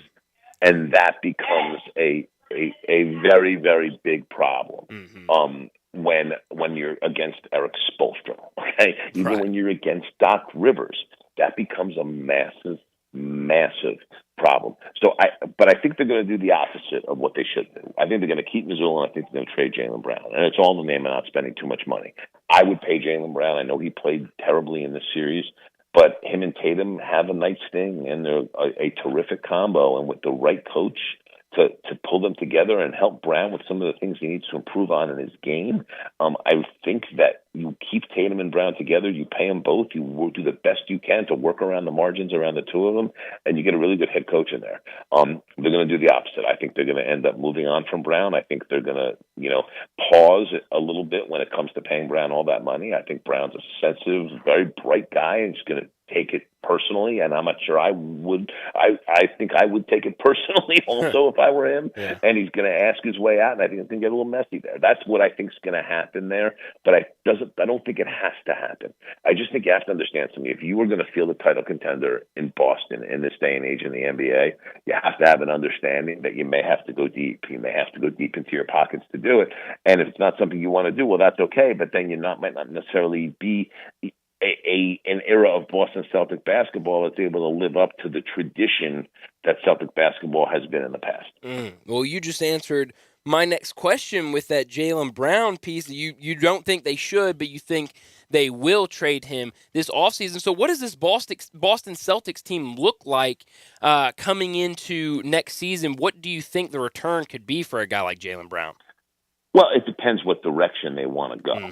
So if they want to, if they decide that they want to, bring in some more cost-controlled players on rookie-scale deals, and they see guys in a draft that they can help them or accumulate a couple of picks that they could turn around and spin out for another player, they can do that too. Like what they get for Brown doesn't have to be the finished product for their team. Right. They can certainly bring back an asset haul with other moves in mind to move, picks along or even players. So, I mean, and there's so many teams that could step in and make meaningful bids on Brown that could help the Celtics. I mean, both the two New York teams, the Knicks and the Brooklyn Nets, both of those teams could put huge packages up for Jaylen Brown. Listen, Portland's sitting on Shaedon Sharpe, Anthony Simons, and the number 3 pick in this draft. They're it's a good team pieces. that those are pieces, man. Those are somebody comes to you with that. They're serious about making a deal with you. You know, you look at even if a team like OKC with all the picks they have, all the good young guys. Says, you know what, if we put Brown with Shea Gilgeous-Alexander and Dort and Chet Holmgren and, you know, maybe they would put a kid like Jalen Williams as a lead piece in a deal for a Jaylen Brown. Like, it's limitless. Maybe the Hawks want to talk about Trae Young. Now, listen, if I'm Boston, I don't know that I'm hanging my hat on Trae Young, but but again, those are the types of guys that can be stepped forth with. Listen, the Wizards may decide, you know, that Bradley Beal's outlived his usefulness, and there's a conversation there that they give Beal plus for Jaylen Brown. The market for him, if he ends up asking for a trade and they decide they're going to trade him, it's going to be a huge market for Jaylen Brown. Brian, do you think New Orleans trades Zion? No, I think. Listen, I will tell you this, and my insight into how David Griffin thinks about things. I know David Griffin likes to maximize value, and right now, this is an extreme of cutting your losses on Zion Williamson. And I think, you know, the way the Pelicans are approaching this thought process is kind of like what happened with Philly and Embiid. It took time for him to really start lasting in seasons, like till 25, 26, 27 years old. Like, it took time for him to come into that. And I think the Pelicans look at this and feel like, either we're going to trade him at pennies on the dollar, or we're going to ride this through with him, see if we can catch lightning in a bottle, get him healthy, work on his conditioning, and get him where we need to have him. Because, listen, with Zion and Brandon Ingram and C.J. McCollum, they can do some great things. So I think they'll be careful with him. I think they're going to really, really try to work on the conditioning piece. And some of that lies in Zion. Some of that is, you know, as much as we talk about, you know, what the team can do with him player development-wise, conditioning-wise. You know, the simple process of Zion on, like, you know, fork to mouth.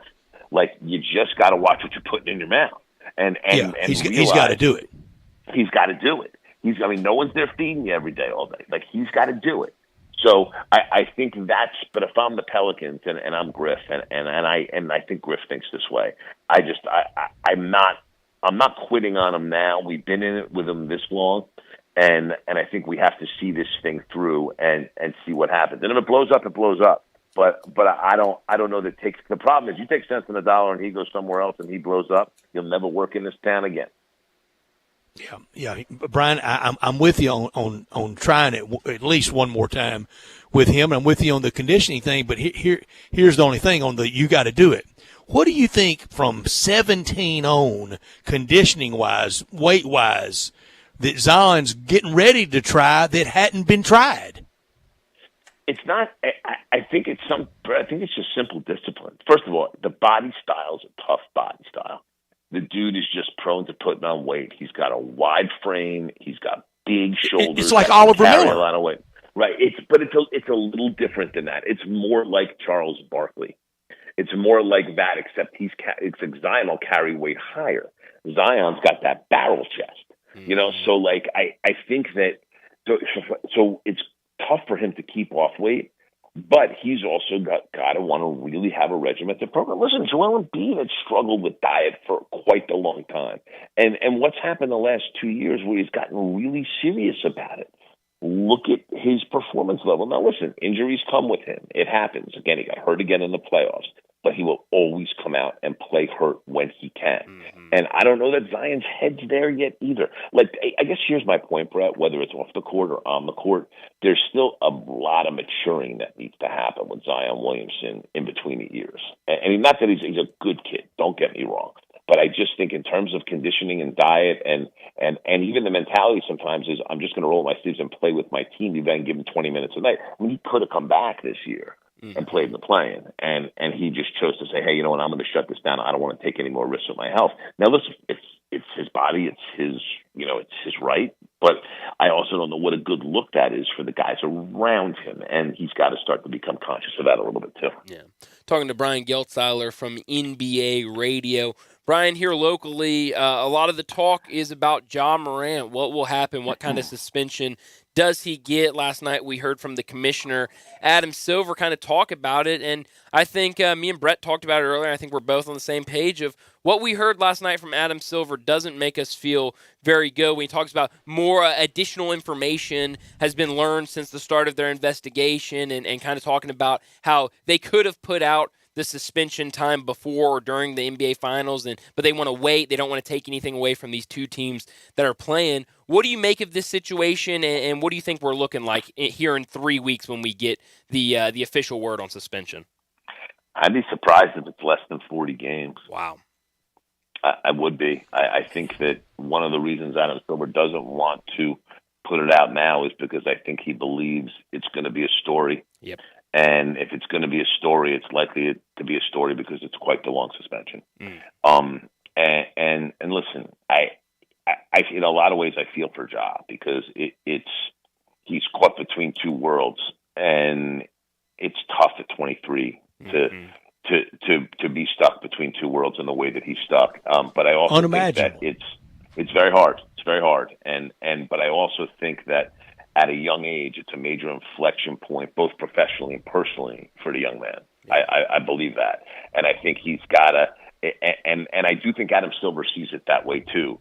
And I think part of the punishment is, there's a consequence being laid to Ja right now with the thought process behind it of not to deny Ja's ability to earn or his ability to apply his craft, but to send a message to him that straighten this out now.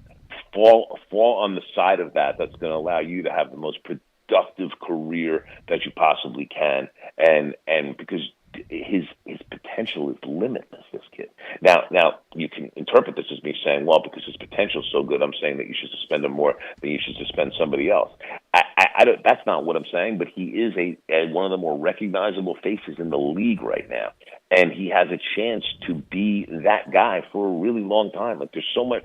My point is that a earth-shattering suspension, a bone-rattling suspension for Ja Morant could be the best thing that ever happens to him. And so I'm kind of looking at it that way, but nonetheless, he's going to send a message here. He wants to send a message only because when he sat down with Ja, and Adam Silver alluded to this yesterday as well, when he sat down with Ja, he felt like in his heart Ja was really genuine and authentic, and then his actions after that would indicate that maybe he meant what he said at the time, but it didn't take hold enough for him to not do something like that again. And listen, all of it, some of it is and I'm going to sound like it's going to be a get off my lawn moment, guys, but some of it's a product of a generation, right? Does everything that we do, all the stuff that we engage in our private life, have to be broadcast over a phone onto social media for the world to see?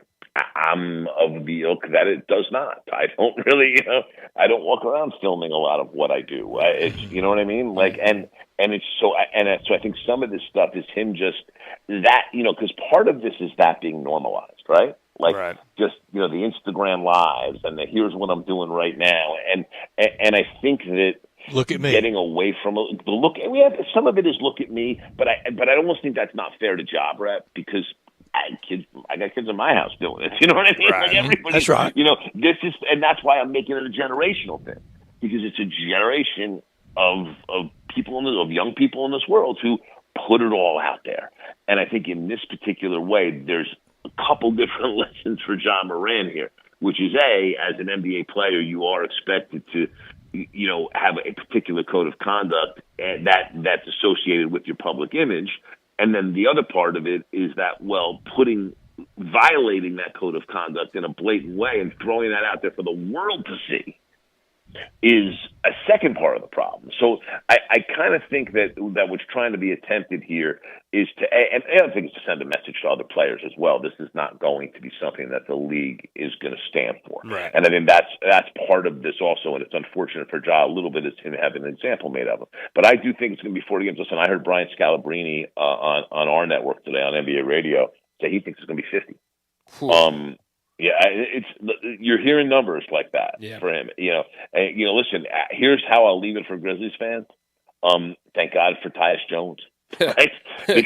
because I can promise the Grizzlies fans this: if Ja does miss 40 games, 50 games, when Ja does come back, he'll be in great shape because he won't let it go. He'll be ready to roll. The second thing is that the Grizzlies will be in the playoff mix enough that Ja's return can have a significant impact. Yeah, you're absolutely right. Brian, thank you so much for joining us. Enjoy the rest of these NBA Finals, and let's do this again soon. I look forward to it, guys. You take care. Have a great weekend. Thanks, Brian. Brian Geltzeiler from NBA Radio, and 40, 50 games. That's not what I wanted to hear on the Ja News. You know, the first 50-game bid I heard about 2 weeks ago, Andy Schiffman, Memphis-based NBA agent, on with Dave every Friday. Yep. Jay Morgan, y'all have him every Friday. He was the first one that offered kind of the opening bid of 50. And when I was listening to Andy, and I know Andy is really plugged in and a really smart, bright guy and going to the top. I think he's going to run a team someday. Anyway, when I heard that, I thought that was a little much. Now I'm there. If we were scared before last night in those grave, somber tones, I mean, in funeral home terms last night, I'm sleeping with the light on now. Yeah. I mean, it's. I don't think anybody came away from what they heard last night, what Adam Silver said, the way he said it, and came away going, oh, it'll be fine, 10, 15 games, and we'll do this thing. I think everyone said he could have done that Wednesday. Yeah. I mean, he could have done it Tuesday afternoon. You know, after Memorial Day, after the finals were set. It feels like a big number. Yep. And pure speculation on my part. I have just total speculation, just a guess. I would think waiting for the finals to end, but the immediacy of the draft right after that. Right. If he hadn't, I think he gives the Grizzlies a heads up in time to somewhat prepare. Yeah. If you can prepare. Also, here is my biggest fear. I don't know if this is as much speculation as fear. I'm afraid the commissioner may know something that we don't as the public, that's not in news stories. In that sort of we found additional information part, kind of, what is that additional information? I don't want to speculate about that. I don't not at all. I don't want to throw out what that possibly could be. But after you told us straight and narrow, you understood, you didn't, and then we find out, we have the video and we have this, again, a mix of speculation and fear on my part. Absolutely. I mean, I think fear's right. I think everyone, after hearing that, like I just said, I think nobody came out from last night and said, oh, it's going to be fine. I think it was worst case scenario. And Brian, not because I'm Brett the Homer, not because I want the best for the Grizzlies, but I swear, at some point, the day when the decision breaks, and whatever the number is, 25, 30, 35, 40, 50, whatever it is, 5, which we don't think is going to be that. Whatever the number is, I'm going to say that day, this doesn't end the Memphis Grizzlies, short term or long term. No. This is a big stumbling block. Sure. The biggest. And the first time we've ever really been embroiled in this.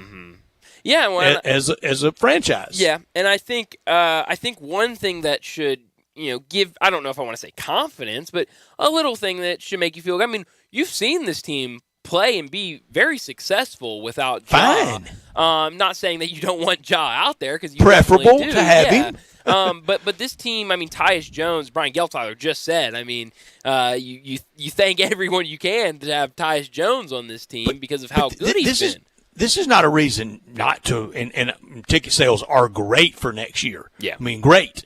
Suites, skyboxes, expensive seating, run-of-the-mill seating. Everything's great for next year. This is not, I give. We're never going to have anything nice here. Not at all. No. It will be an impediment that I think they will more than overcome. Yeah, no, absolutely. I'm right there with you. So we'll wait and see, and I think, we all think right there after these finals conclude, we'll get the official word from the commissioner on the length of that suspension. But let's go ahead and get to a break, and when we come back, we're going to do our top 10 Tiger basketball players all time. That's next on Sports Time. Join the voice of the Tigers, Dave Woloshin, for Wolo and Friends. Weekday mornings from 10 to 11, here on Sports 56 and 98.5 FM. We're right in the middle of spring and summer's knocking at the door. And what's that I hear? You don't have a pool? Well, Family Leisure's happy to solve that issue for you because they have the lowest prices on pools in town. Plus, you can get a free liner upgrade during this pool sale. Want a spa? All spas in stock are up to $1,000 off. You want a play gym for the kids? They're on sale for under $2,000, and you can get special financing on any of those deals. Now, when you go to Family Leisure and you pick out what you want, I want you to tell that friendly salesperson, I heard on the radio I can get half off my installation. And that's true. You mentioned you heard this ad on radio, and you can get half off any installation. Pools, spas, play gyms, any installation. Don't go another year without. Get to Family Leisure, get a great deal, and get half off installation when you mention this ad. Family Leisure, Whitten Road at I-40, where family and fun come together. Is your roof leaking? Do you have water damage on your ceiling of your home or business? Do you need assistance gathering much-needed data and images from your storm-damaged roof for an insurance claim? Call Metro Builders, roof and restoration specialists, and schedule your free inspection. At Metro Builders, our team of Hague-certified technicians and fully trained estimators are ready to come out and evaluate any concerns you may have. Metro Builders Roof and Restoration. We accept all insurance carrier scopes. Call Metro Builders now. Each and every day, we provide clients many different types of data and estimates for their insurance carrier. These include estimate and photo reports of all damage, from the roof to water damage on rafters and ceilings and even studs and plates inside walls. Check out the local BBB for our 27-year history in construction in Memphis, or check us out online today at metrobuildersmemphis.com. That's metrobuildersmemphis.com for your local residential and commercial roofing and restoration experts. Call me. 901-375-1717. That's 901-375-1717. At Grainger, we're for the ones who pay attention to every little detail. The ones who fuss, tinker, and sweat the small stuff. Because you know the tiniest thing can make the biggest difference when it comes to keeping business moving. We get it. We're the same way. Offering access to product experts to help you quickly and easily find what you need. So whatever your industry, you know you're always getting professional-grade products. Call, click Grainger.com, or just stop by. Grainger, for the ones who get it done. Saturday, June 10th, the Breakers take on your Showboats for a boats blue-out. We can't wait to have you for the USFL. Bring the whole family to Simmons Bank Liberty Stadium. Make sure to wear Showboats blue and get a free rally towel while supplies last. Into the end zone, wide open, touchdown! Fantastic seats get you right next to the action for just $10. And the Showboats chug right back into this game. Buy your tickets today at theusfl.com. Now back to Sports Time on Sports 56 and 98.5 FM. Here once again are Brett Norsworthy and Bryant Dacus.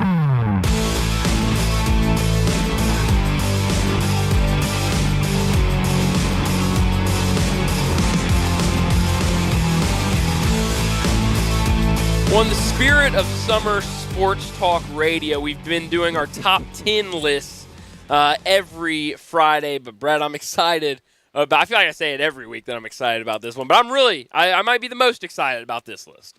I think I've said this every week about every list. This is the most dangerous list we've ever done. I mean, the Rowdy Sports Towns was easy compared to top 10 baseball players all time and top 10 NFL players all time. Yes. And here locally, we know how beloved the Tiger brand, Tiger basketball, and it goes back, truly to make an NCAA tournament in the 60s and started in the late 50s with the NIT run until the heartbreak in Columbus this year. Yeah.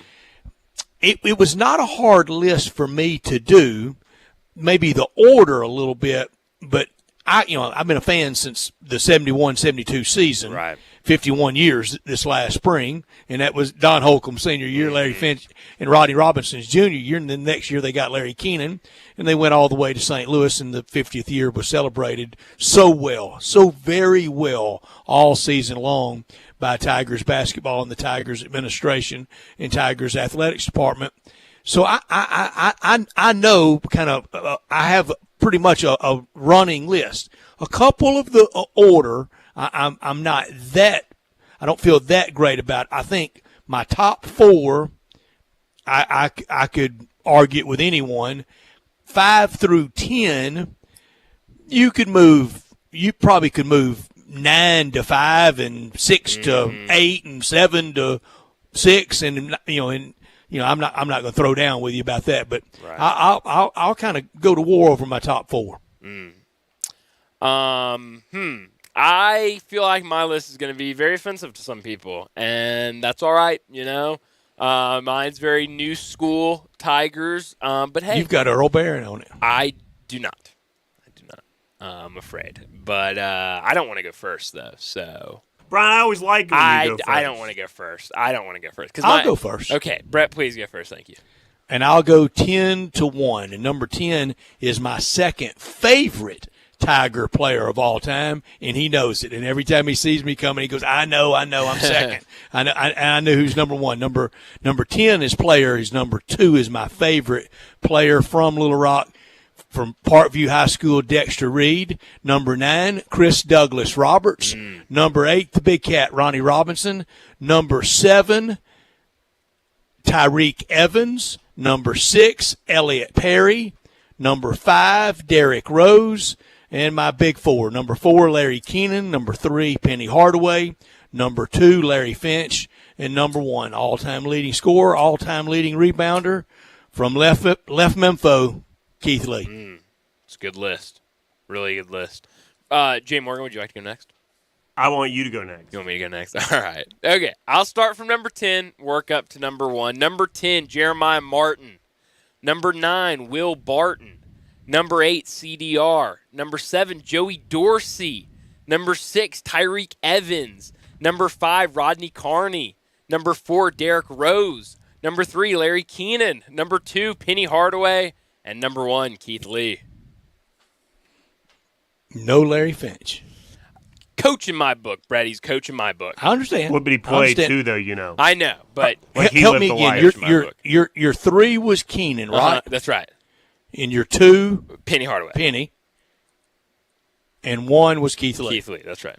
So we had 6 of the same. Yeah. When I told you, Brett, I promise you, my number 11 was Rodney Carney. I love Rodney Carney. Oh, I love Rodney Carney. But I told you, Brett. 3rd leading scorer all time, Rodney Carney. Yeah, I believe so. But I told you, Brett, my top of the list, I kind of, tried to be as best as I could. Provocative. And then once I got to 4 and just started seeing names. It's your fan years. I'm not knocking it. I mean, it took everything out of me not to put Shaq Goodwin in my top 10 or Will Coleman. Oh, DJ Steffens even. You got me excited earlier when you said DJ Steffens. I thought you indicated that you did have him in there. Yeah, I don't know, quite frankly. I apologize. Do you have Austin Nichols anywhere? Oh, man, Austin Nichols. Love Austin Nichols. Chris Crawford? Oh, Chris Crawford. Honestly, Chris Crawford's my favorite Tiger of all time, baby. I love Chris Crawford. This might get me in trouble. Did it enter your mind to have Tree Washington anywhere? No. Did not? Okay. Jay Morgan, your list. I'm afraid. This might lose me some credibility in a Tigers market. I don't know anything about Keith Lee and Larry Finch, but I put him in the top 5 because it felt like that was what I was. You know how to read, though, don't you? Yeah, but it just felt like it was. Well, I know their names, okay. But it just felt like that's what I was supposed to do. You know how to read, and you know how to add, and go. Let's see here. Number 1 leading scorer, number 1 leading rebounder. But I put him Larry Finch put us on the map. I put him in the top 5, though, because it seemed respectful or whatever. I'm going to put number 10. Number 10 is Joey Dorsey for me. Number 9 is Will Barton. Please go slower. Oh, I'm sorry. Number 10 is Joey Dorsey. Number 9 is Will Barton for me. Number 8 is Elliott Perry. Number 7 is Tyreek Evans. Number 6 is Lorenzen Wright. Number 5 is Larry Finch. Number 4 is Chris Douglas Roberts. Number 3 is Keith Lee. Number 2 is Derrick Rose. And number 1 is Penny Hardaway.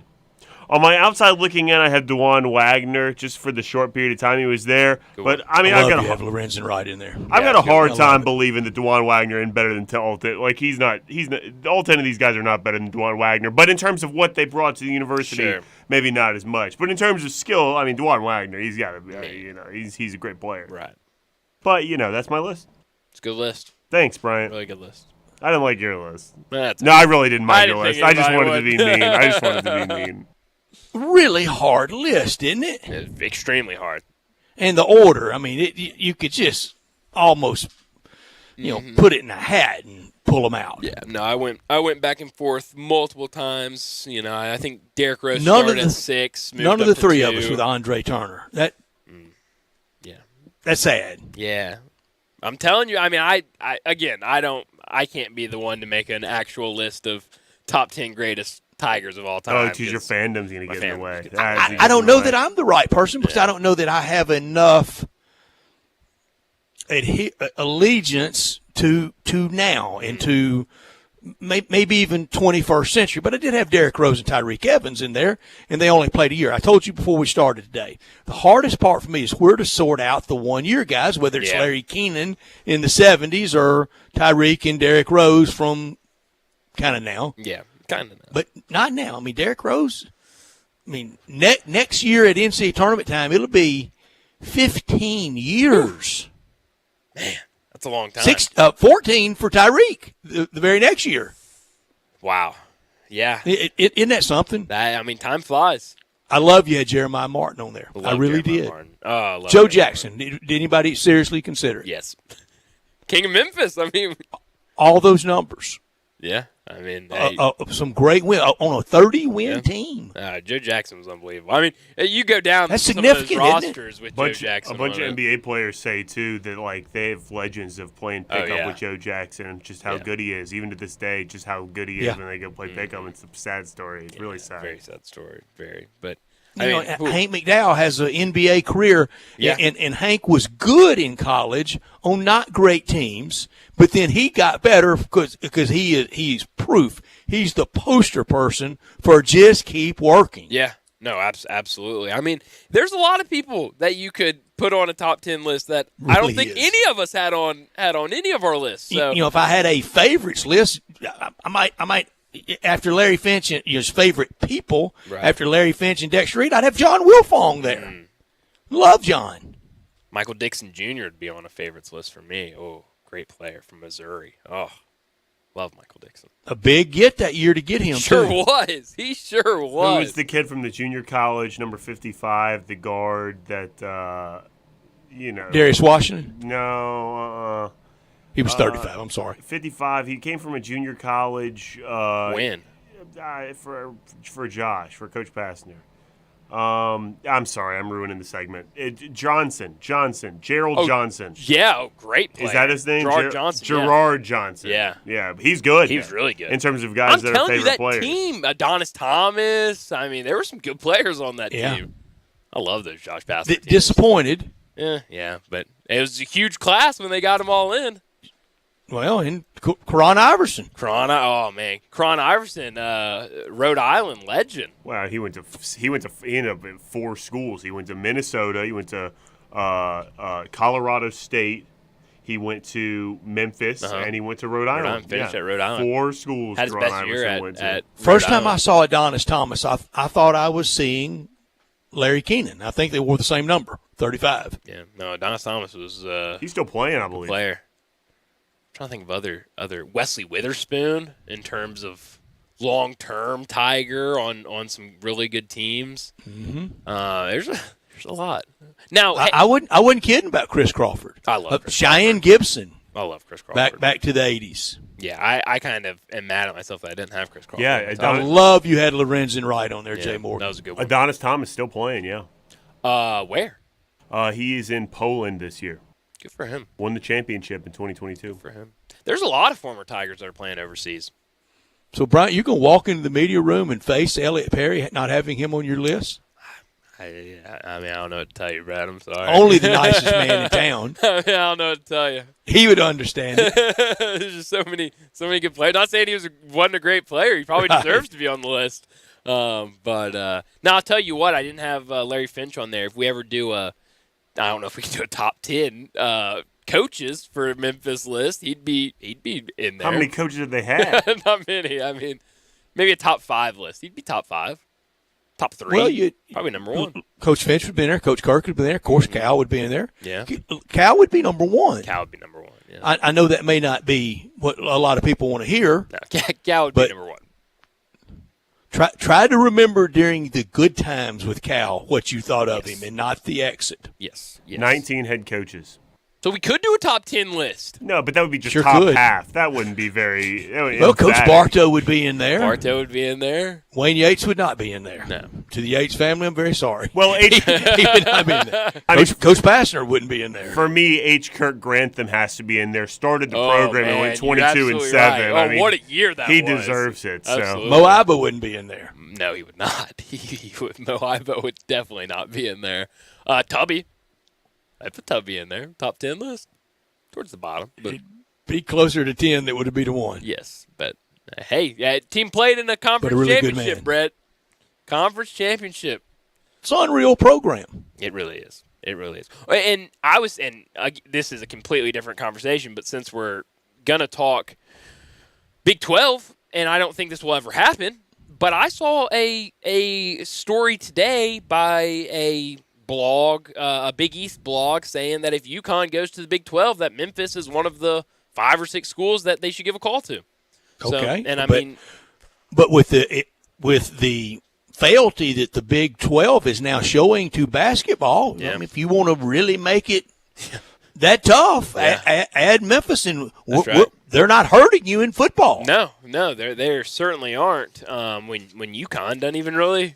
I mean, do we even call that a football program? That field looks like Halley Stadium. they're getting better. They're on the way up, though. Yeah, what a mean thing for you to say there, Brian. I mean, I didn't mean it. Do we even call them a football team? I'm with Brian. Oh, that's rude, insulting. I'm the one that has been carrying the UConn UMass flag for the last 3 years. Imagine you're a parent driving in a car and your son has worked his whole life to play college football and he got a scholarship to Connecticut. And she just wants to enjoy a nice afternoon of sports radio, and she hears you say, "Why don't even get over it? Why do they even have a program at UConn?" Sorry, why Mom. don't they have a program? It's life in the big city. I guess it must be. To that mother that's listening right now, I think UConn did a disservice to its own football team. Wow, they almost did away with it. That's on them. I'm not saying anything bad about the players that bite, sweat, and get on the field or get off. Yeah. And that UConn basketball fan is well, they got a reason to be arrogant now with all those titles. That's right. They got a lot of titles. They can carry the football weight with all the basketball success. But let's go ahead and get to a break, and when we come back, it'll be time for our big numbers of the day. Broadcasting from the Family Leisure Studio, we are Sports 56 and 98.5 FM. Heavy on projects, but light on staff? Indeed's hiring platform helps attract, interview, and hire candidates all in one place. Sponsor a job and instantly receive a short list of quality candidates whose resumes on Indeed match your job description. Visit Indeed.com/credit. Homer Skelton Hyundai Genesis in Olive Branch has an offer you can't refuse. They will pay you to do business with them if you want luxury. And I'm talking the Genesis G70 car. If you would love to have that kind of new technology, they will give you a $1,000 rebate when you finance with Genesis Motor Finance. In other words, they'll pay you $1,000 to do business with them, and you get brand new luxury. You can't beat it. That's Homer Skelton Hyundai Genesis, right at the corner of Craft Road and Highway 78 in Olive Branch. Homer Skelton Hyundai Genesis in Olive Branch, where customer retention is amazing. There's a reason. They take care of you with a team that's been together for a long time. Whether it's finance or whether it's service, you can't beat them. Homer Skelton Hyundai Genesis. Corky's Barbecue. Hi, Jimmy Stovall here with Corky's Barbecue. We have been helping Memphians with their celebrations for more than 38 years. Whether you're picking up one of our party packs to serve yourself or booking one of our private dining rooms at our Cordova location or our Olive Branch location, Corky's has you covered. We make it easy for you to impress your guests for company parties, sports banquets, or reunions. Corky's has been trusted year after year for all of your party needs. Call today and reserve your private party room before your date is booked. Flavor, Corky's Barbecue. Nothing says summer like an ice-cold Twisted Tea Hard Iced Tea. Smooth, refreshing, real brewed tea with 5% alcohol. Look for Twisted Tea in the bright yellow cans. Keep it twisted! Twisted Tea Brewing Company, Cincinnati, Ohio. Please drink responsibly. Now back to Sports Time on Sports 56 and 98.5 FM. Here once again are Brett Norsworthy and Bryant Dacus.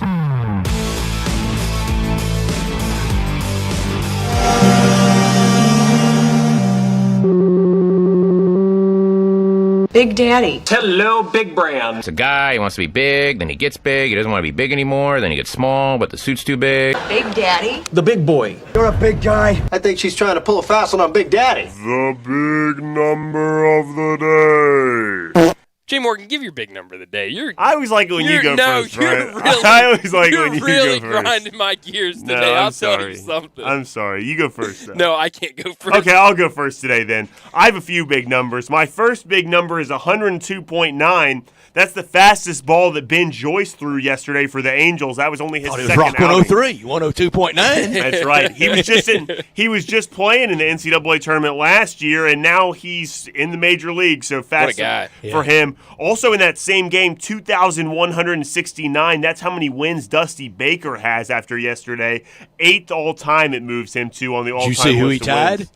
He broke the tie with, who was it? Joe McCarthy. That's right, Joe McCarthy. Oh, wow. So he just broke the tie yesterday.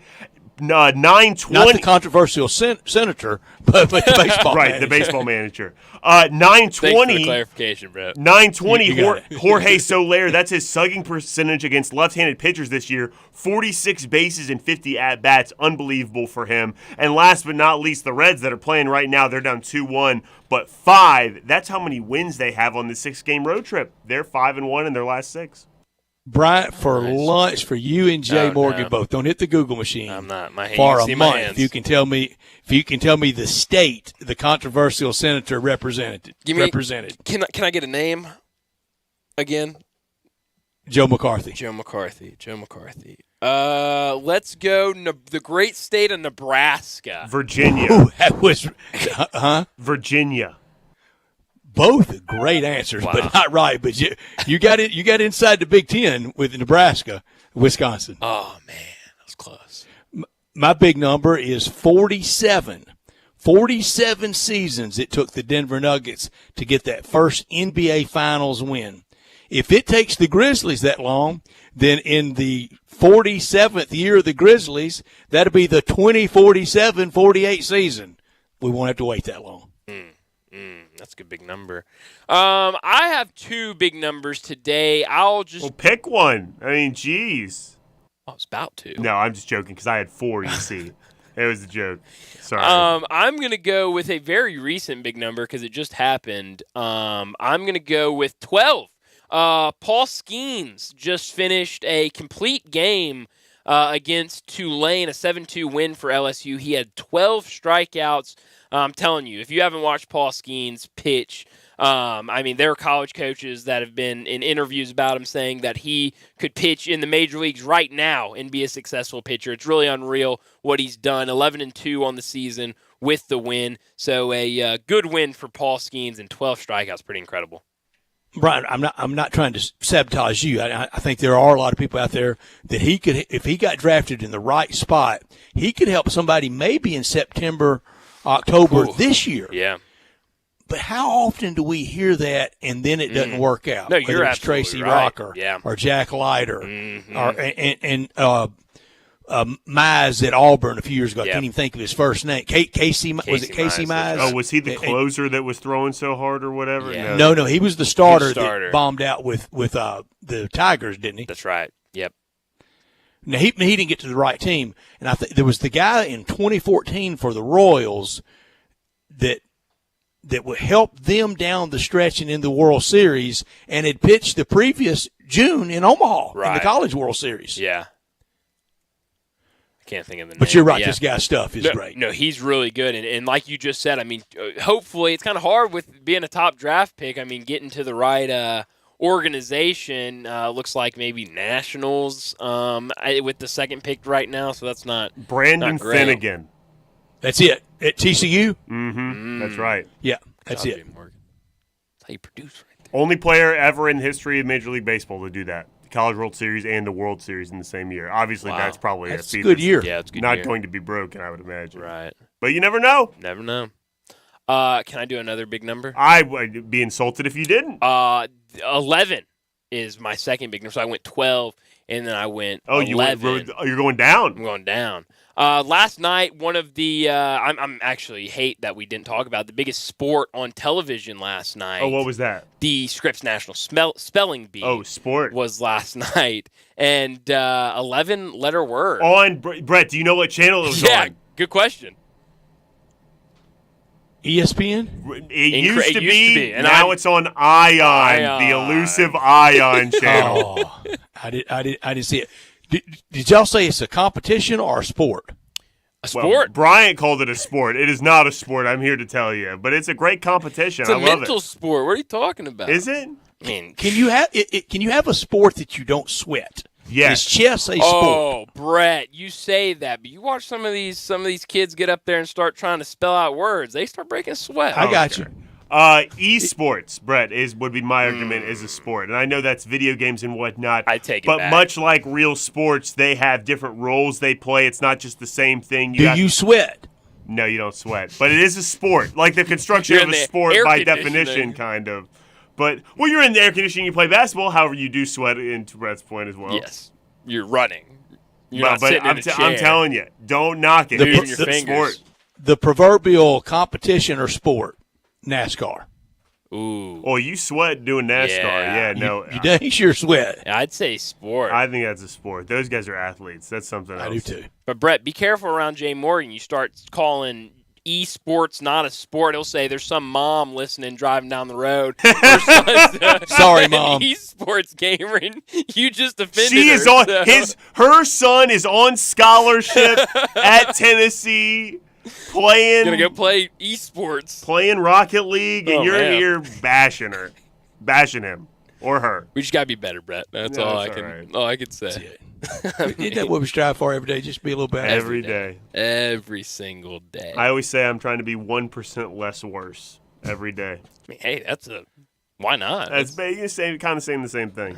I guess so. Coach Bear Bryant used to say just put a little extra into it. I like that. I like that. What's the difference between try and triumph? One has more letters. A little umph. You see. We need to go to a break. Oh, man. Will you be here all week with those kind of jokes? Absolutely. Try the veal. I will. It's my specialty. Let's wrap up our second hour. When we come back to start the 5 o'clock hour, Matt Murschel will join us to talk some college football and the potential expansion in the Big 12. What does that mean for the Tigers? That's next.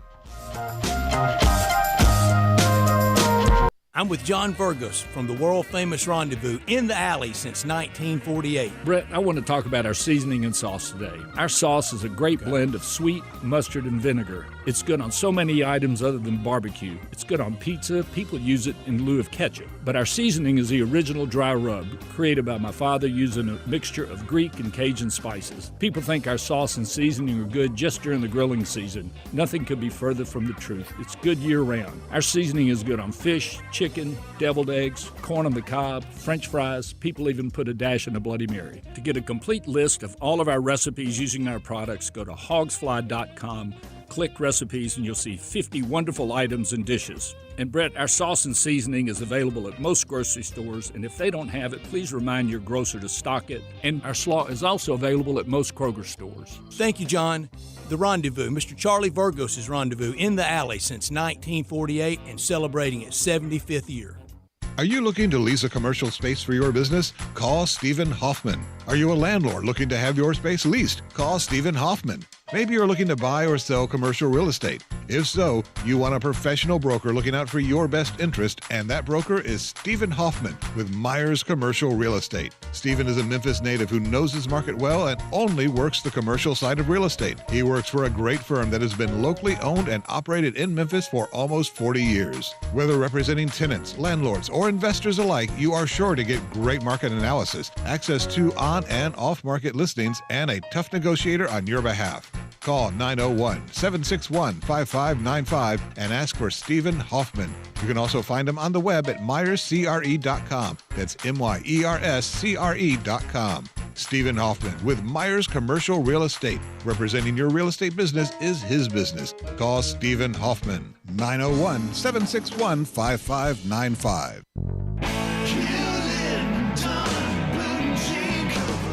Hewlett & Dunn Boot and Clothing Company, we have it all. From handmade Amish leather belts, fine and casual clothing, boots, casual boots, work boots, fancy boots, and even safety-toed boots. Lots of cowboy hats to choose from, even Nebo lights, Orco hard coolers, good-looking duck head dress shirts, duck head caps, shorts, and pants. Tons of jeans from Ariat, Wrangler, Devil Dog, and Kimes Ranch jeans. At Hewlett & Dunn, we have a great selection of Old South t-shirts and caps, fine clothing from dress to casual to Sunday best. Enjoy choosing from UFO's orthopedic-approved shoes. Hewlett & Dunn Boot and Clothing Company. Boots of every size, every color, every skin. Great quality Western, work, and safety toe boots. Hewlett & Dunn Boots and Clothing Company. 111 North Center Street, Collierville. Hewlett & Dunn. Hewlett & Dunn, serving you and your family since 1961. Is your roof leaking? Do you have water damage on your ceiling of your home or business? Do you need assistance gathering much-needed data and images from your storm-damaged roof for an insurance claim? Call Metro Builders, roof and restoration specialists, and schedule your free inspection. At Metro Builders, our team of Hague-certified technicians and fully trained estimators are ready to come out and evaluate any concerns you may have. Metro Builders Roof and Restoration. We accept all insurance carrier scopes. Call Metro Builders now. Each and every day, we provide clients many different types of data and estimates for their insurance carrier. These include estimate and photo reports of all damage, from the roof to water damage on rafters and ceilings and even studs and plates inside walls. Check out the local BBB for our 27-year history in construction in Memphis, or check us out online today at metrobuildersmemphis.com. That's metrobuildersmemphis.com for your local residential and commercial roofing and restoration experts. Call me. 901-375-1717. That's 901-375-1717. At Jason's Deli, when you're dining in or picking up curbside, you can expect wholesome food and no surprises, just delicious sandwiches, crisp salads, and quick quality meals made with the freshest ingredients and no artificial trans fats, MSG, high fructose corn syrup, or artificial colors and dyes. Around here, a lot of thought goes into what we put into our food and what we take out of it, because you're not just taking a bite, you're getting a taste of who we are. New items are constantly being created to expand our menu for all tastes and special diets, with vegan and gluten-free options available. Convenience and on-time delivery you can count on. It's just a click away at jasonsdeli.com, so whether you need to feed 5 people or 5,000, the team at Jason's Deli, they have the credentials and the commitment to keep you satisfied. Freshness is nearby at Jason's Deli, with locations at Ridgeway in the Park Place Center, Poplar and Highland, Germantown Road in Cordova, and on Goodman Road in Olive Branch. Jason's Deli. It's wholesome food and no surprises. We are Sports 56, WHBQ Memphis, and W253DF Memphis, Flynn Broadcasting Stations. Now back to Sports Time on Sports 56 and 98.5 FM. Here once again are Brett Norsworthy and Bryant Dacus.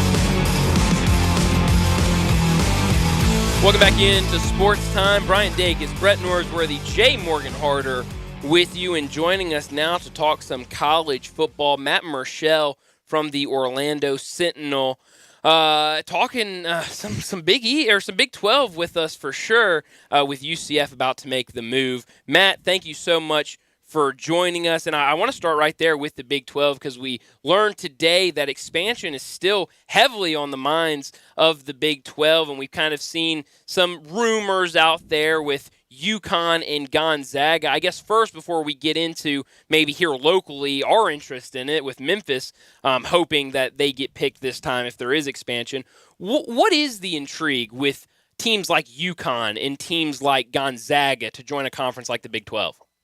Well, I think, Brett Yormark talked about it, Big 12 Commissioner Brett Yormark talked about it today that, listen, they're going to look at different, different scenarios possibly when it comes to, expansion. And one of those was, they understand that their basketball, as a basketball conference, they're strong, but they could definitely be, a lot stronger. And he called it kind of undervalued as a conference when you look at their basketball. And so I think the idea of saying, well, let's look at a Gonzaga and maybe bring them aboard as a basketball-only school, or maybe looking over at a UConn and bringing them in for basketball, maybe actually also bringing in the other sports.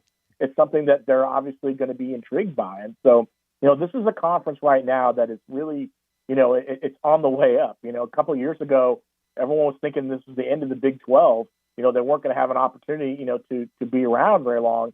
But, Brett Yormark comes in and really kind of starts to get things moving along. And that, first of all, with their media rights deal, and then you add the 4 schools, with Houston and UCF and Cincinnati and BYU. And now you're looking around thinking, okay, we're the 3rd best conference of the Power 5 at this point. If we can add some more value to it, we might as well go ahead and do that. Yeah.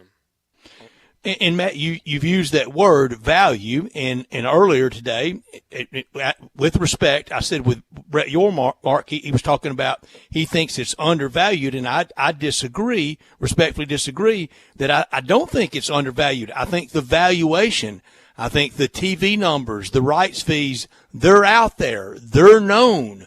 We know they do not approach football.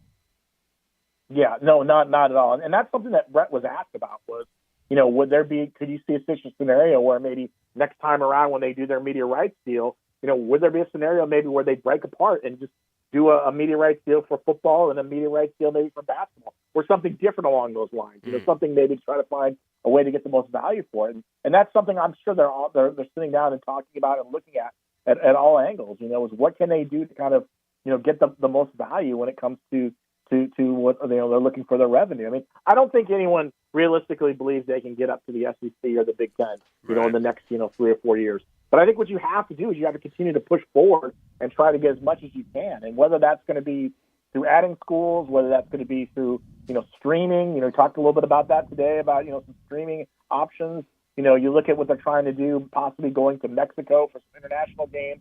I mean, this is a conference right now that is forward-thinking and trying to find ways to, as much as it can, to not only just generate revenue, but also talking about branding, getting your name out there. I mean, this is something that the reason why Brett was brought in here was because he comes from a line of career that basically kind of thinks that way. Where unlike maybe some college administrators in the past who maybe were thinking more in a different way, he's thinking more kind of what we can do in the future that can really help this brand. Matt, what I fear for college basketball rights fees, revenues, exposure is we know, and it was the first thing to put a fledgling network in Bristol, Connecticut on the map was their college basketball coverage. And they eventually, they got into everything. But college basketball is what made ESPN.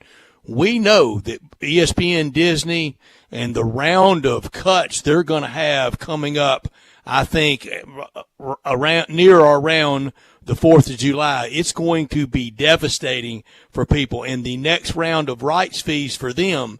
So if they don't lead the rights fee battle in college basketball, who can? I know Fox has done a good job, but they're not as close to all in on college basketball as they are the USFL.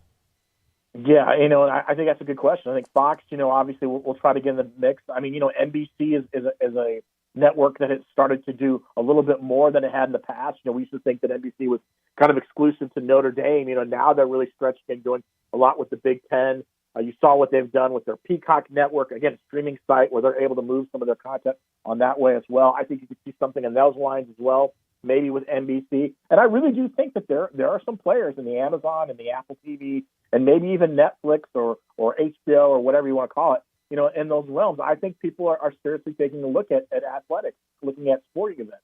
Yeah. What can they do? What can they do to maybe get some more, to drive some traffic and get people, exclusively to their product? I mean, more and more people are moving away from the linear form of getting their sports, and they're going to streaming. And I think that's something that's going to have to be considered, especially in the next 4 or 5 years. I think once Amazon kind of gets its foothold in with the NFL and the things they've done there, and Apple's done with Major League Baseball and Major League Soccer, I think eventually you could start looking at this idea, can we do this consistently with college athletics? Can we do it with basketball? Can we do it with football? And can we provide a stable enough area that fans will want to maybe look at that? Because you're right, ESPN is going to make some really hard cuts over the next 3 or 4 months.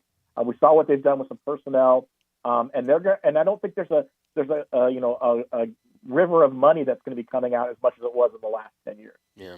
Well, here locally, a lot of people interested in the thoughts of expansion for the Memphis Tigers, and it seems like the past couple times talks of expansion, especially with the Big 12, Memphis has been right there. UCF, one of the teams that will start this year with the conference. What do you think? Obviously, we here have our own thoughts locally, but from kind of a national sense, what do you think the appeal is for the Big 12 to add a school like Memphis? And what do you think their chances are this time around if the Big 12 does expand?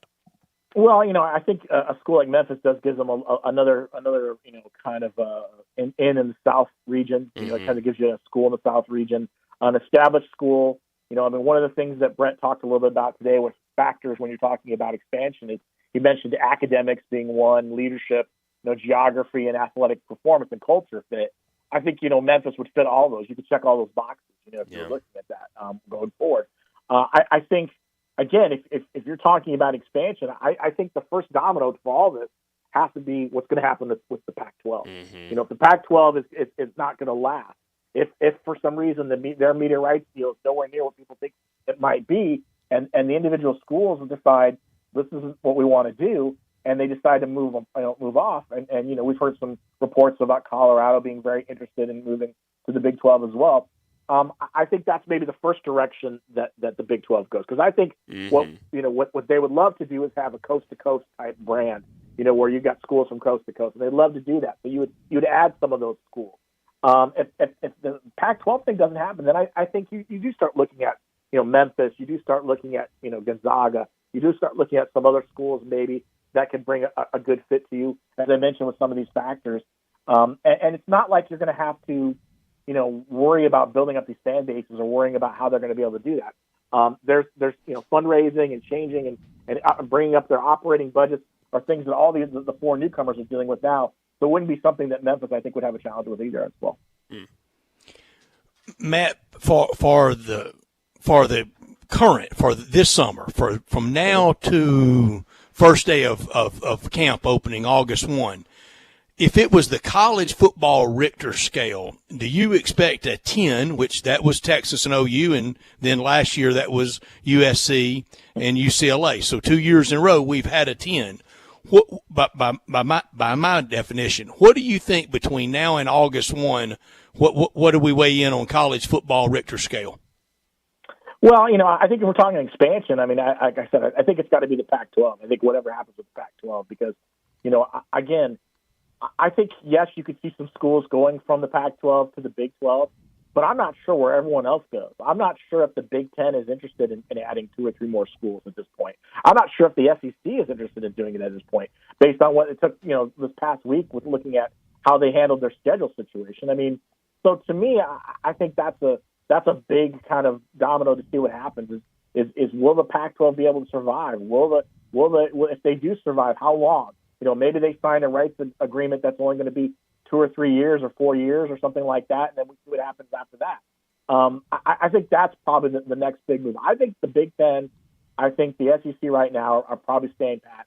And I think you got to look at the ACC. You see how much discord there is in the ACC right now. You've got a lot of schools who are interested in trying to find a way to get out of that. And I don't know if this uneven revenue distribution model that they've agreed upon, I don't know if it's going to provide them enough to give them a boost. But, again, if a school, let's say like Florida State or North Carolina or Clemson or anything, wanted to get out, we're talking about a long court battle. This isn't something that's going to happen in the next 3 or 4 months. This is something that would take a long time and something that may not end up coming out on the winning end if you're Florida State or these other schools. So to me, I think the next biggest Richter scale thing has got to be what happens to the Big 12 and how that kind of impacts everyone else. Yeah, I think you're right. For the SEC, we kind of, me and Brett were joking yesterday that we kind of went into this week in SEC meetings thinking there would be a lot of news and really didn't get much. And yesterday kind of got a little, but the news that they're going to stick with 8 games for the 2024 season and then kind of reconsider after that. What are your thoughts on that? It didn't surprise me. I think, everyone wanted them to go to 9. I think in the long run, 9 makes so much sense based on what they've added, with the schools. But I think it was too short of a window. I've heard from several athletic directors who said, listen, there were like 38, games, non-conference games they were going to have to reschedule if they went to this 9-game schedule. And that would mean getting out of these contracts. And it's not as easy as just saying, okay, we're dumping you or dumping, there's money involved in that. You have to pay some of these schools to do that, or you have to work and reschedule some of these schools, down the road. And that's something that was going to be kind of a challenge for some of the SEC schools. I also think there was a big push to try to get more money from ESPN if they added a ninth game, believing that they're giving more of a better product, for ESPN. And as we just talked about, I don't think ESPN's ready to do that now. I think ESPN's looking around saying, we've given a ton of money. We're going to have to start negotiating for the college football playoff once we get through its current contract in 2026. There's only so much money we have, at some point. So I just don't think they were willing to sit down and do that right now. So the SEC says, okay, fine, we'll stick with 8 and we'll see what happens. And I know it was not happy. A lot of people are not happy about it, but I think this is what you have to kind of do to kind of get through a little bit of a bump in the road, and then you can kind of get back to that, maybe getting in that 9-game schedule going forward. Okay, how long does that bump in the road last? Because I'll buy it for right now. I don't know that I can really sell it, but I'll buy it that contracts were hard to get out of, and the early entry of OU in Texas instead of 25 to 24. But, Matt, I think this time next year, let's lay all the pretense and all the contractual mumbo-jumbo aside. And I thought it was ironic in a week they're talking about how hard it is to get out of contracts. We hear of that 2026 contract signed with Tennessee and Furman. Yeah, listen, I think next year it's probably going to go 9. That would be my guess. Based on everything. Because you saw how much, the debate was that people thought, okay, they were going back and forth. You had all these coaches and ADs saying, no, we like 9. And they had some of these people say 8. And then when they get done with it all, Greg Sankey comes out and says, hey, it was a unanimous decision to stay at 8. I just, I don't buy that. I think there would have to be a lot of, but I think when it came down to it, they couldn't get on the same page when it came to some of the contracts and some of the asking for more money. I think the more money issue is probably the bigger part of why they stuck around with 8. I don't think that's going to be the case next year. I think maybe they sit down and they can say, listen, here's what we're going to do. We're going to make this move, especially after going through, and they want to make sure that it's something moving forward, especially with the new college football playoff going into effect. They got 2 years of it, and they need to see how it kind of works, and they want to make sure that they can kind of boost what they've got when you look at their conference schedule, and so they want to make sure they get the most value as they possibly can. So I don't think they're going to go too long without going to 9 games. Another thing that was talked about a lot during SEC meetings, really been talked about all over college sports, not just college football, is the topic of NIL. You had Nick Saban, who said that he thinks there should be caps placed where schools have almost like a salary cap where they can pay X amount of money to their team. You had Urban Meyer come out today and call NIL collectives, quote, it's a fancy word for cheating. Obviously, a lot of coaches aren't completely on board with where the NIL has gone since it started. What do you think happens with NIL over the next 2 or 3 years, where it seems like right now a lot of coaches think it's kind of we're getting to the point of the Wild West? Yeah, what makes me laugh about those coaches that say that is that, publicly they'll talk about that. Yeah. But privately, they're the ones out there pushing for their That's right. collective to get as much money as they can. So, it's that catch-22 where you can't trash it too much because you realize it's an important part of what you're trying to do. I think over the next couple of years, everyone believes that that we need to get some sort of federal legislation going forward to make this happen, which it has to be the case. But I just don't think it's going to happen. I tell people all the time, listen, the government has trouble just getting some of the stuff that's going on right now. That's right. Why are they going to sit down and worry about something like college athletics and paying players? That's down the road. You can put in as many bills as you want or put in as many plans as you want, but I just don't think it's going to happen. So I think what's more than likely to happen is you're going to see a lot more of the conferences. I think Greg Sankey talked about this with the SEC. You're going to see a lot more conferences want to take a larger role in how maybe some of how NIL is monitored, how maybe you can put forward some sort of, making sure things don't get out of hand. I think it's going to come down to the actual conferences themselves taking a larger role with that. And I think at the Power 5 level, that's great. I think you're going to see a little bit more. But, Group of 5, how is that going to happen? That remains to be seen. So I don't see anything coming out that's going to, majorly overhaul NIL at this point. But I think if the conferences themselves take over, and I think, then they can kind of maybe police themselves and make things a little bit easier. But, again, this is something that the NCAA had years and years to really kind of deal with and get themselves prepared for. They chose not to, and now we're in the position we're at right now. Matt, the story goes that in the day, one of the big reasons for the divorce, the split from the Yankees, from Babe Ruth with the Yankees, and he ended up going to the National League and being a player manager for the Boston Braves, is he badly wanted to be the player manager. And the owner of the Yankees at the time reportedly said to him, "Babe, how can we expect you to manage the ball team when you can't even manage your own personal life? We can't put you in charge of this team when you're such a disaster off the field." That's a little bit like handing NIL over to Congress. How can they manage college football and college sports when they can't manage the debt clock? And that's exactly the case.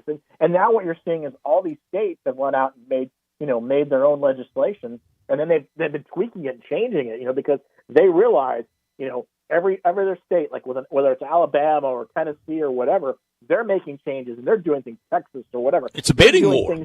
It's a bidding war, and it's a struggle. Listen, and a lot of coaches right now are kind of finding themselves really kind of moving into a more general manager type role. There are coaches right now who I know have to give up a little bit of their coaching duties so they can be more active in the NIL market. They're out there trying to push and say, listen, this is what we've got going on.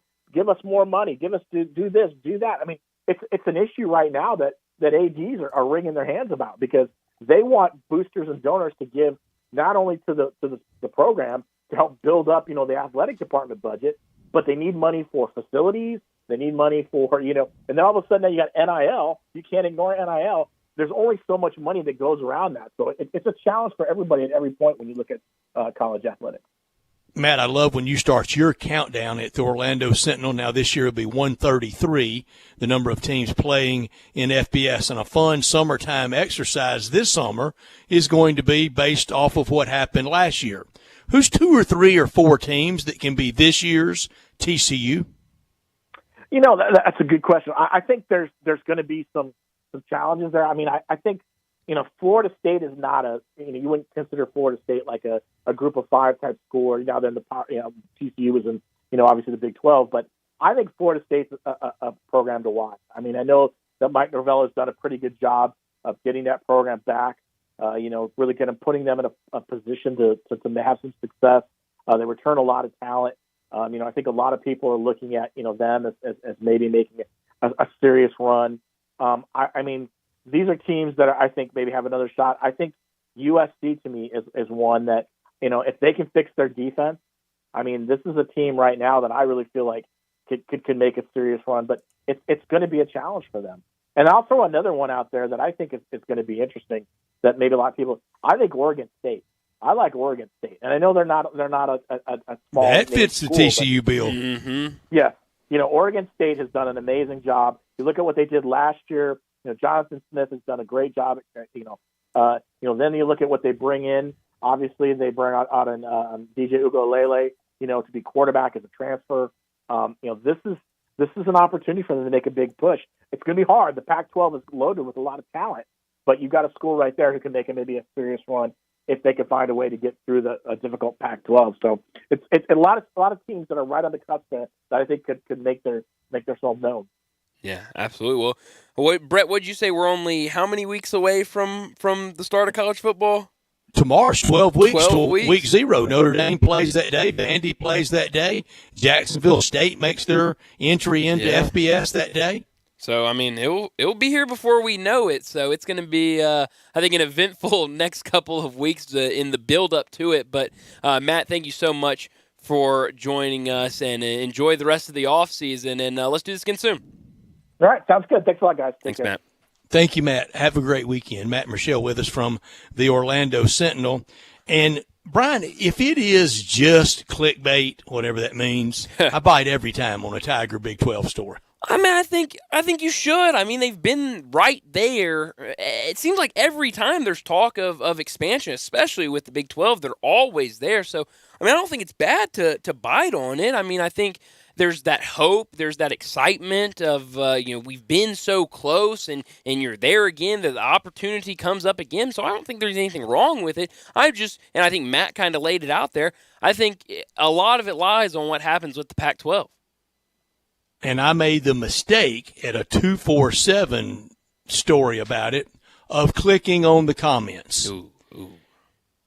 And guess who led, and current in the Big 12 membership, led the anti-Tiger diatribe? Houston.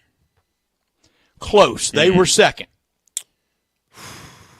Cincinnati. BYU. Really? Yeah, and it was ugly. And it made me, and just for funsies, I went to the old YouTube machine and brought up the fight. And they got their ass kicked on the field and in the fight that day. Were you able to pick out Gabe in the scrum of people?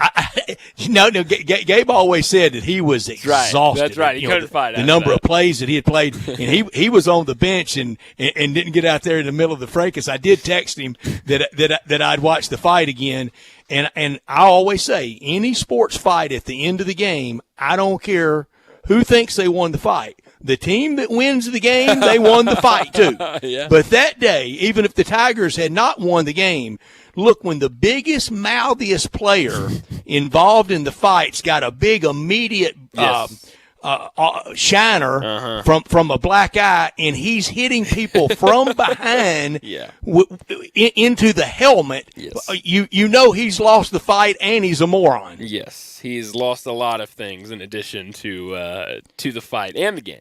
But and you go back and watch it. Number 12 for BYU, I mean immediate Tony Conigliaro, big black eye. Ooh, hate that for him. It's a fun day. I loved it. Rob and I were live on the air that day, and we were at FedEx Forum to accommodate him that night with the Grizzlies, and we were watching the game, and I think TV left their coverage for the fight, but you could get it on. Wouldn't have had ESPN Plus then. Where could you? But there was some way Rob had it on his iPad, and you could, and that's what we were watching on. And it was a Donnybrook. It was a good one. It sure was. I vividly remember watching it and then going and congratulating them later that night on it. It was good stuff. This weekend, I know a lot of options. I know a lot of great places to go. But try these two great places, the Collierville Commissary at Houston, Levy, and Poplar, or the original in Germantown. I've got friends of mine going to the original in Germantown here in the next hour, the mainstay. That's where it all started for Walker Taylor and his fantastic team in 1981 at the Germantown Commissary, and now expanded to the Collierville Commissary. But it's the great food that we've always known and we've always loved, and perfect for any big group at the Collierville Commissary for game watching, to spread out. We were there yesterday and had a great time at lunch. And if you're craving an easier way to order, you can text commissary to 33733 and you can go pick it up. If you don't want to go in, you can go pick it up. They got you covered. However you want to dine at either commissary this weekend. Memphis style barbecue and ribs that scream the slow cooked Memphis way. Start that barbecue feast with the great appetizers like the smoked chicken wings, the tamales, the cheese plate. That's standard, isn't it? And the barbecue nachos. And then dig into the ribs or the shoulder, chopped or pulled on a plate, on a sandwich. Beans, slaw, deviled eggs, bread, all the sides you can imagine. You can even order it by the pound or a 6-pack or an 8-pack or a 12-pack. And enjoy the weekend with the commissary. The salads are great. The chicken plate. Here's something. I know it's heresy to go to great barbecue places and do this. And I didn't do it yesterday, but I almost did. The hamburger at the commissary, it's one of the great ones in town. The desserts, like the lemon icebox pie, the banana pudding, strawberry cake, you can order those by the whole pies and cakes. 901-754-5540. Go online at commissarybbq.com. In Collierville and Germantown, the party areas, orders to go, catering, and come football season, the tailgating at the new Collierville Commissary at Houston, Levy, and Poplar, or the original in Germantown. Let's go ahead and get to a break. When we come back, we'll talk about what's trending. You already know you can listen to Sports 56 anywhere with the Sports 56 app or at sports56whbq.com. But you can also watch us daily with live video of all of our shows on Twitter, Facebook, YouTube, and Twitch. Hi, this is Troy Fiveash, owner of Fiveash Roofing. In these uncertain economic times, there are so many things as a contractor and a business owner that I cannot control. The rising cost of materials, not to mention fuel and transportation costs. In the last 2 years, shingle prices have almost doubled, and commercial materials have doubled. And I don't have to tell you what fuel costs these days. But you know what I can control? How much markup I put on a project. I have always prided myself in knowing I never gouge a customer. But in an effort to ensure my crews have work and my customers are being treated fairly, I have lowered my profit margin, hoping to give you a price you can live with and keeping my crews busy. So if you need a roof or gutters, please give us a call. 5 Roofing, fair, honest, and ethical. 5 Roofing, a proud sponsor of Tiger Athletics and a member of the Tigers home team. 367-0050 or memphisroofer.com. 367-0050 or memphisroofer.com. 5 Roofing, it's what we do. We're here for you. Homer Skelton Hyundai Genesis in Olive Branch has an offer you can't refuse. They will pay you to do business with them if you want luxury. And I'm talking the Genesis G70 car. If you would love to have that kind of new technology, they will give you a $1,000 rebate when you finance with Genesis Motor Finance. In other words, they'll pay you $1,000 to do business with them, and you get brand new luxury. You can't beat it. That's Homer Skelton Hyundai Genesis, right at the corner of Craft Road and Highway 78 in Olive Branch. Homer Skelton Hyundai Genesis in Olive Branch, where customer retention is amazing. There's a reason. They take care of you with a team that's been together for a long time. Whether it's finance or whether it's service, you can't beat them. Homer Skelton Hyundai Genesis. I know the sweetest thing in Memphis, and I know it's been around for 120 years. You know, I'm talking about Dinstall's, and it's time to stock up heavy on Cashew Crunch, Heavenly Crunch, Turtlettes, all of your favorite Dinstall's treats to watch the playoff games and to watch all the basketball. It's so easy to get. The sweetest thing in Memphis, all you have to do is head to Laurelwood or head to Germantown and Poplar right across from the hospital, or go where they make the candies. That's on Pleasant View. There's nothing that says Memphis better than Cashew Crunch with that little tinge of coconut, or the Turtlettes. Let's face it, there's nothing better than Dinstall's chocolate. That's the mainstay of all candies, isn't it? Milk chocolate, although their dark chocolate is pretty darn good. And if you get the peppermint with the dark chocolate and put it in the freezer, you're going to love it. So many ways to love Dinstall's. 115 years of making Memphis oh so sweet. Nothing says summer like an ice-cold Twisted Tea Hard Iced Tea. Smooth, refreshing, real brewed tea with 5% alcohol. Look for Twisted Tea in the bright yellow cans. Keep it twisted! Twisted Tea Brewing Company, Cincinnati, Ohio. Please drink responsibly. Now back to Sports Time on Sports 56 and 98.5 FM. Here once again are Brett Norsworthy and Bryant Dacus.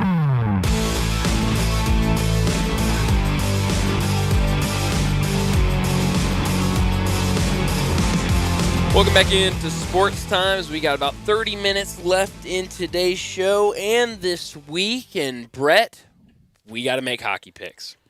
We do. It is that time. The white glove keepers of the Stanley Cup, they'll really be out from now until they hand it over to the commissioner to hand it to the victor, and then no telling where that thing goes.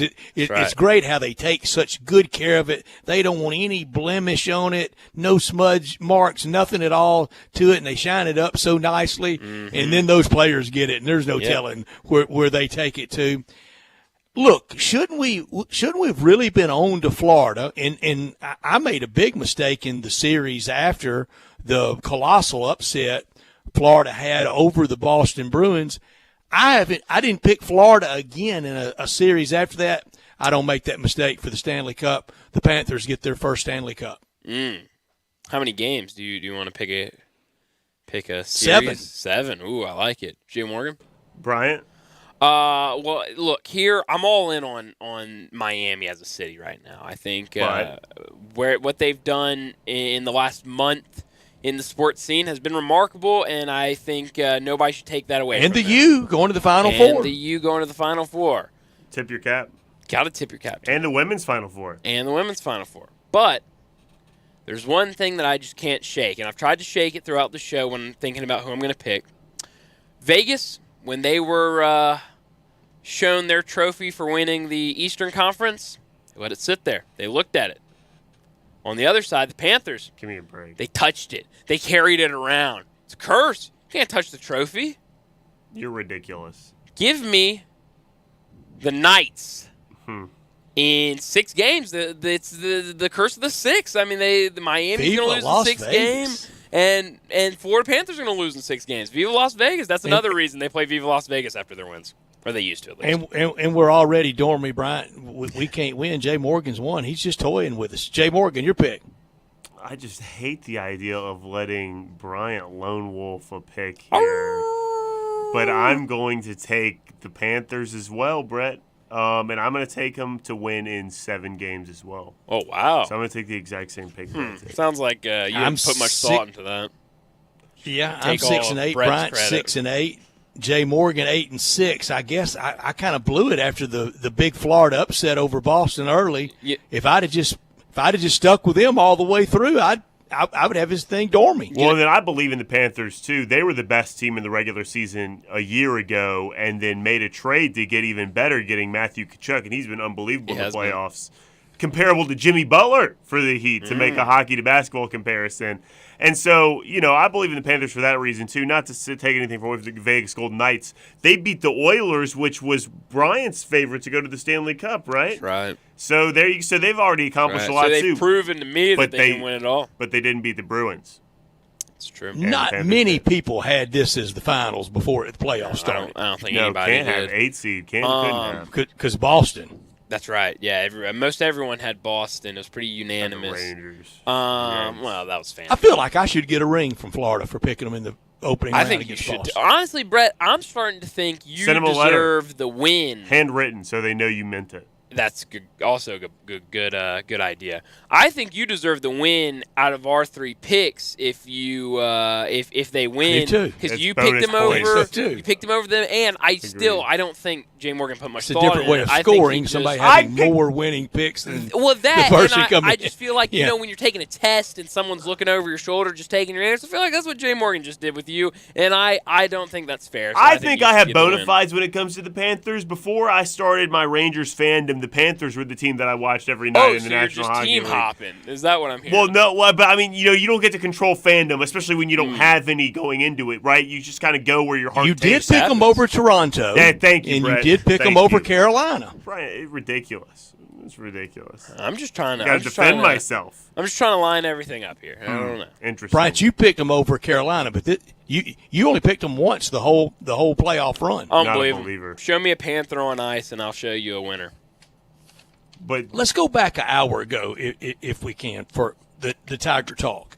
And in my sports life, in my life following sports, there has not been anything that I have wanted to know more about than Tiger basketball. From the earliest part of my fandom, listening to Jack Eaton and George Kirk, high above the Mid-South Coliseum, calling the game. George Kirk, a great player in the early 60s, and Jack Eaton, local TV personality and great Tiger, voice of the Tigers, football and basketball for a long, long time. And even a chapter, this is weird.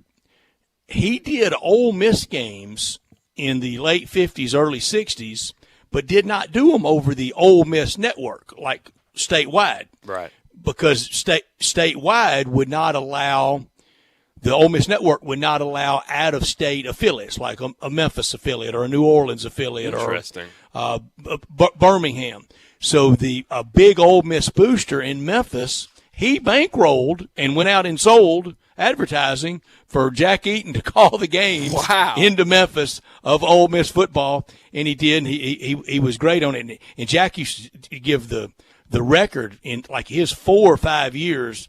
They were like 40-3. I mean, it was the golden years for Coach Vaught and his program. But he became known as the voice of Tigers. And when I would listen to them early on, and reading about the Tigers and the commercial appeal, and later in the press center when I discovered it, I wanted to know everything I could learn about Memphis Tigers basketball. It was kind of the first basketball team that I had that affinity for. I didn't even know Arkansas and most of the rest of the SEC even played basketball. Right.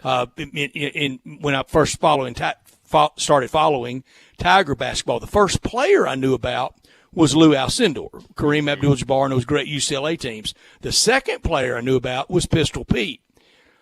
And then along came, Larry Finch and the Tigers and Ronnie Robinson and Johnny Newman at Ole Miss. And then I started learning about other teams like Kentucky and their past. But the Tigers were first on wanting to learn about. Oh, yeah, absolutely. I mean, we talk about kind of the history of that program and just kind of what it means, not to just one generation, but to multiple generations, and what that program has done. I mean, I think there's a lot of that where there's a lot of people in this area that might not even be Tiger fans, but know and respect kind of that history of Tiger basketball.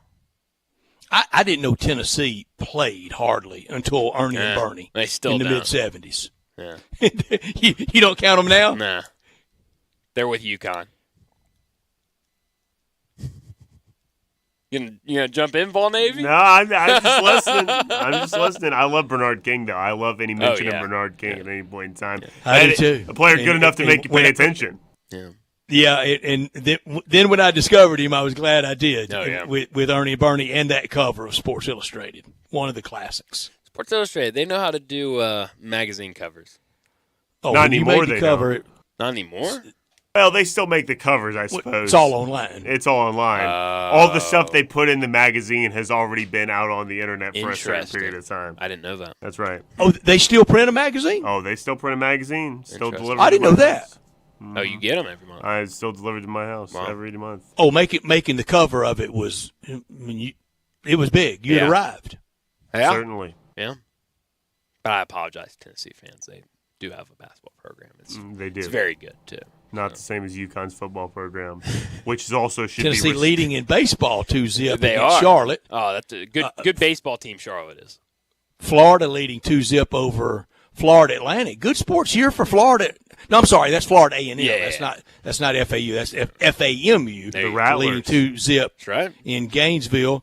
Earlier in the day, it was in a break. I said Arkansas is having a tough time pulling away from Santa Clara. It didn't last long. They pulled away, winning 13-6. I wonder who won the 13-run pool in the clubhouse. Somebody did. LSU won 7-2. So the SEC, they've already won the games that are completed, are leading in those. Rain delays in Tuscaloosa for that game.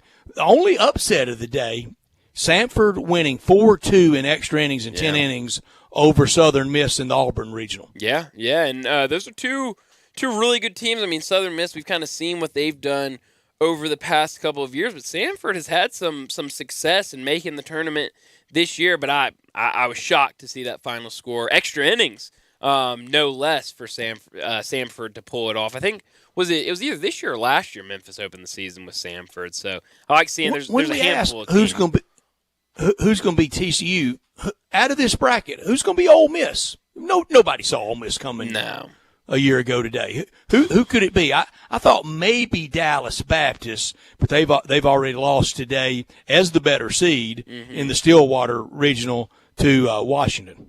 Yeah, and they really didn't show up for that game. Give me Samford. Oh, you're riding with Samford? I'm riding with Samford. That doesn't count as this year's Ole Miss. Would Maryland count as this year's Ole Miss? I think so. Yeah, I think so. I saw them against Ole Miss in late February and thought, good team, but not great, but good. And Ole Miss had their way with them. Won 2 out of 3. They did. And then saw them again down the road, right? At the when they played. They sure did. Up in Minnesota, and I think really had their way with them in that game. That's right, they did.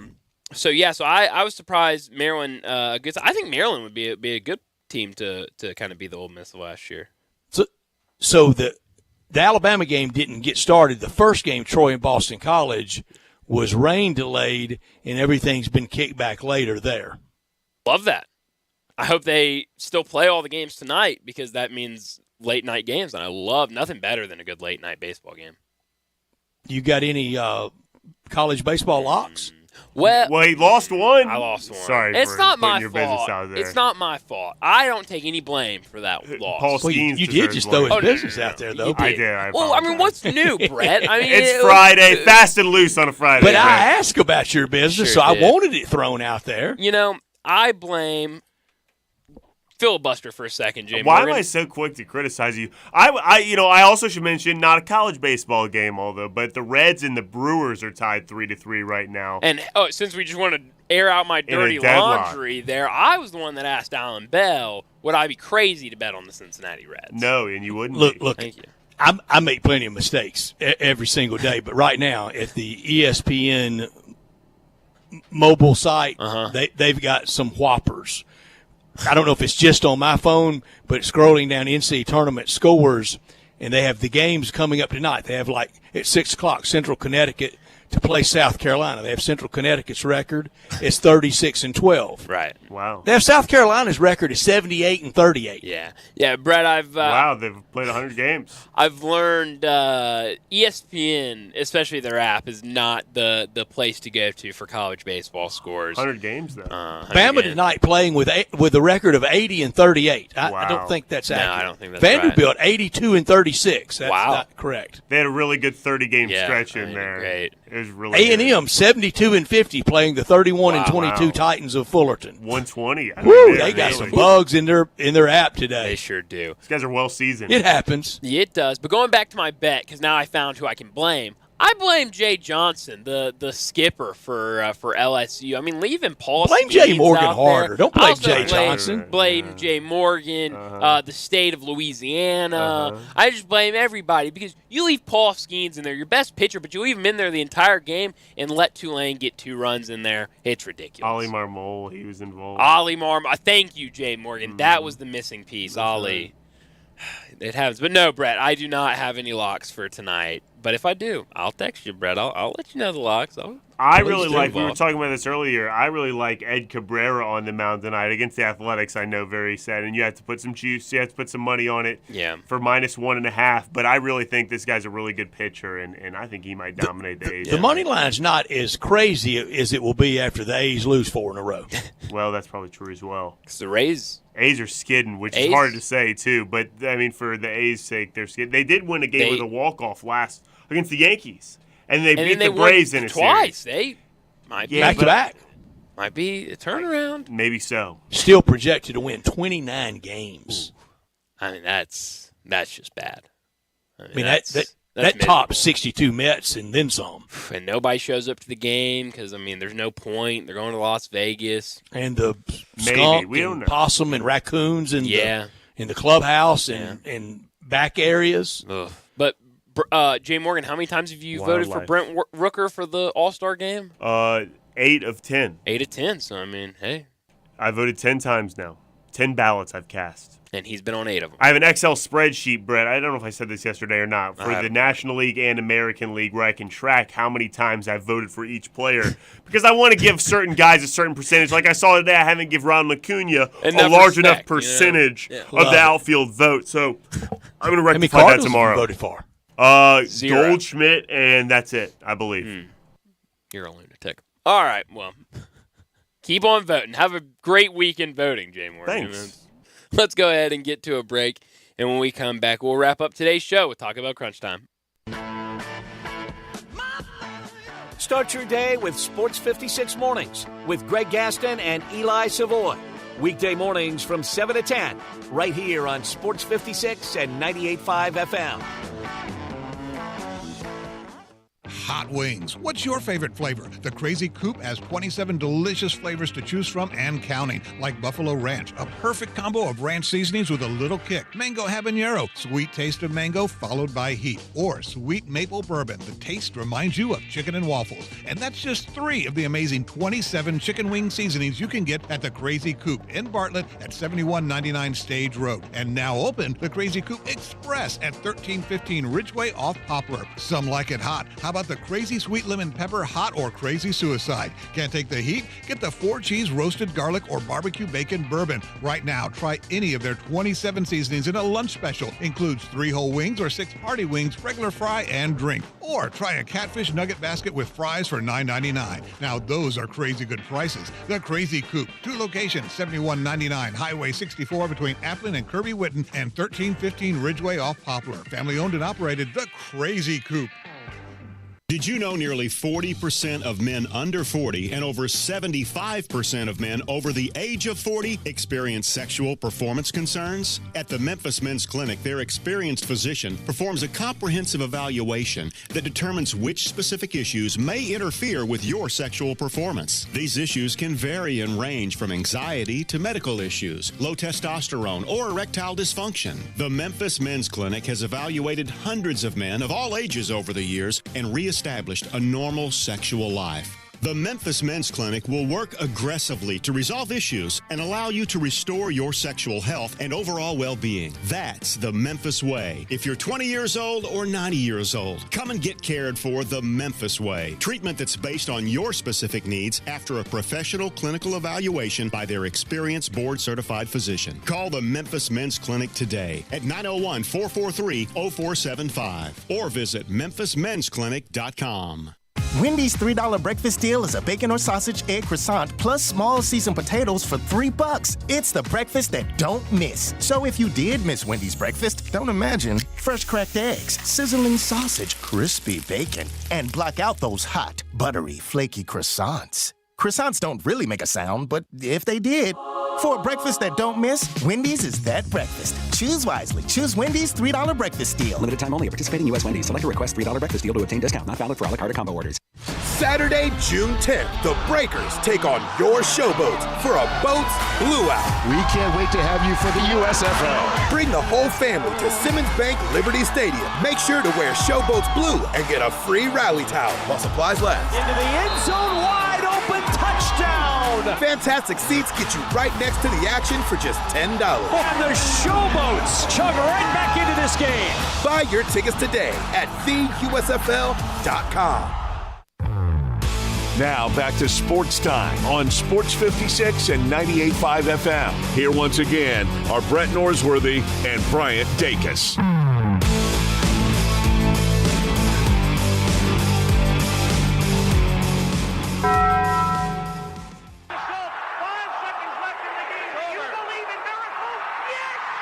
Go crazy, folks! Go crazy! This is for all the biggest crunch time. You are looking live. In your life have you seen anything like that? Goodbye! Hello, Haskins. It's obviously crunch time. Hammer, nail, coffin, this baby is over. The double steak grilled cheese burrito, so good. Double the steak with nacho cheese sauce, seasoned rice, red strips, sour cream, and the 3-cheese blend wrapped inside a warm flour tortilla, with even more 3-cheese blend grilled on the top. The double steak grilled cheese burrito, it hits the spot now at Taco Bell. And at Taco Bell, when they say they are feeding people's lives with unexpected good, they mean it. Bowl food you can't get anywhere else. Well, what I learned today is that Major League Baseball has released their Rookies of the Month and Players of the Month for both the AL and the NL. The rookies, Rangers Josh Young and Reds Spencer Steer. For the Players of the Month, Yankees Aaron Judge and Dodgers Freddie Freeman. I think all 4 well-deserved. Well-deserved. Remember Sam Bennett, the amateur from Texas A&M at the Masters? I do. I have a wager out on him this week. Actually. Do you really? Mm-hmm. Made his pro debut this weekend. Wow. Good for him. Yeah, at the Memorial, at Jack Nicklaus's tournament. I learned that. Also learned that Mark Jackson should feel like the dumbest man in America, sitting there doing these games, watching Nikola Jokic excel, and he didn't even have him on a 5-man ballot for MVP. Kind of. And he said, oops. Oopsie. Yeah, kind of crazy. How is, remind me of his name. Sam Bennett. Sam Bennett. How's Sam Bennett doing? 71 yesterday, don't know today. Okay, not bad, not bad.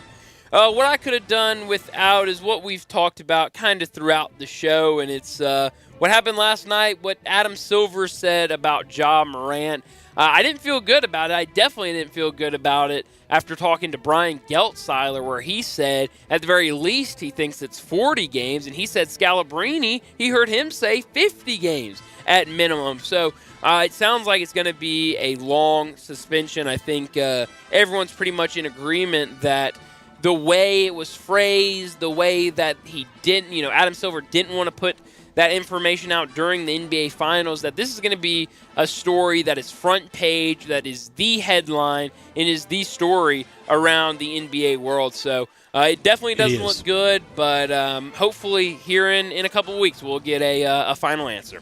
And, Brian, I know we're going to have calls for where's the Players Association? Where's the union? Why aren't they defending him? Look, it's negotiated in that CBA. On these type of disciplinary matters, he's judge, jury, and decider. And almost no appeals, and especially after that meeting, then to feel jilted. I'm almost to the point now, if it's 50, I mean, it might as well be the whole year. Yeah. Well, I don't know, Brett. 50 games, I still like him for the remainder. That's what I could have done with that as well. It feels like Adam Silver knows more than the public knows about the Ja Morant, more than just the videos, and the hammer is about to fall. And it will be really weird if somehow I don't think this happened, but what if Ja, after serving the suspension, feels like needs a fresh start? What if we look up and DeAndre Williams played more basketball in Memphis than Ja Morant did? Ooh. And, hey, maybe more's on the way for DeAndre Williams. You never know. And more on the way. More on the way. Where are you beaming this weekend? I'm beaming to Denver for Game 2 on Sunday night as the Nuggets look to stay undefeated at home for these playoffs. Jay Morgan, where are you beaming? I feel obligated also to say that the AL Pitcher of the Month was Nathan Eovaldi and the NL Pitcher of the Month was Michael Wacha. But I'm going to beam to Vegas for Game 1 of the Panthers and the Vegas Golden Knights in the Stanley Cup Final. I think it's going to be a great series. I'm excited to see some Stanley Cup Final hockey. Yeah, it should be a fun one. I'm going to beam, how about to the Stillwater Regional, Stillwater, Oklahoma, for tonight's game between Oral Roberts and Oklahoma State. Both teams can really hit the ball. The ball's been flying out of that ballpark today. Seems a waste of a beam, if you ask me. Really? It got nasty in Stillwater last year in that regional. It sure did. It's a fun regional. Really? Where should I beam to then, Jay Morgan? Please. I'm not sure. You decide my beam for me. Oh, Formula One in Spain this weekend? Good on Formula you don't One. want to go to Formula I'd I'd like to go to Formula One, but I don't think I'm going to use a beam on that. Okay. Cardinals against Pittsburgh this weekend. Let's see if the Cardinals can catch up on them a little bit. Braves at Reds. National League, is it National League separation in these series this weekend or more parity? Jays at Citi Field against the Mets. And Shohei pitching in Houston. We're going to watch the Jack Nicklaus tournament all weekend, the Memorial, NBA, college baseball. I think there's plenty out there. Wait, Braves NBA Sunday night. Braves at D-backs, right, Brett? I'm sorry. Yes, that's right. D-backs. Okay, I didn't want to try. What do we think Jordan Walker looks like this weekend against Pittsburgh? I think he looks like a big baseball player. Okay, how do you think he hits? I'm going to say well. I am too, especially in that ballpark, taking it to right field. Yeah, I hope so. I hope that the issues that they thought he had and kind of he worked it out in AAA, and that he can kind of do what he did at the start of the season. But you're right, a very good weekend for Major League Baseball. Mariners, Rangers starting tonight. Guardians, Twins. There's some really, in addition. A's, Marlins, and the Marlins just hit a home run. Jesus Sanchez, 2-0 Marlins. How about that? What's the total attendance real at that this weekend for 3 games? Next question, please. 25,000? Yeah, probably. Over or under 25,000? I'll take under. Thank you. I'm afraid I will too, especially with the heat emphasis on the Heat and the Panthers. Oh, yeah, I didn't even think about that. Yeah, the whole state of Florida is going to be all in on both of those series. So. Unless Remember people when try we thought Paul DeYoung was worked out?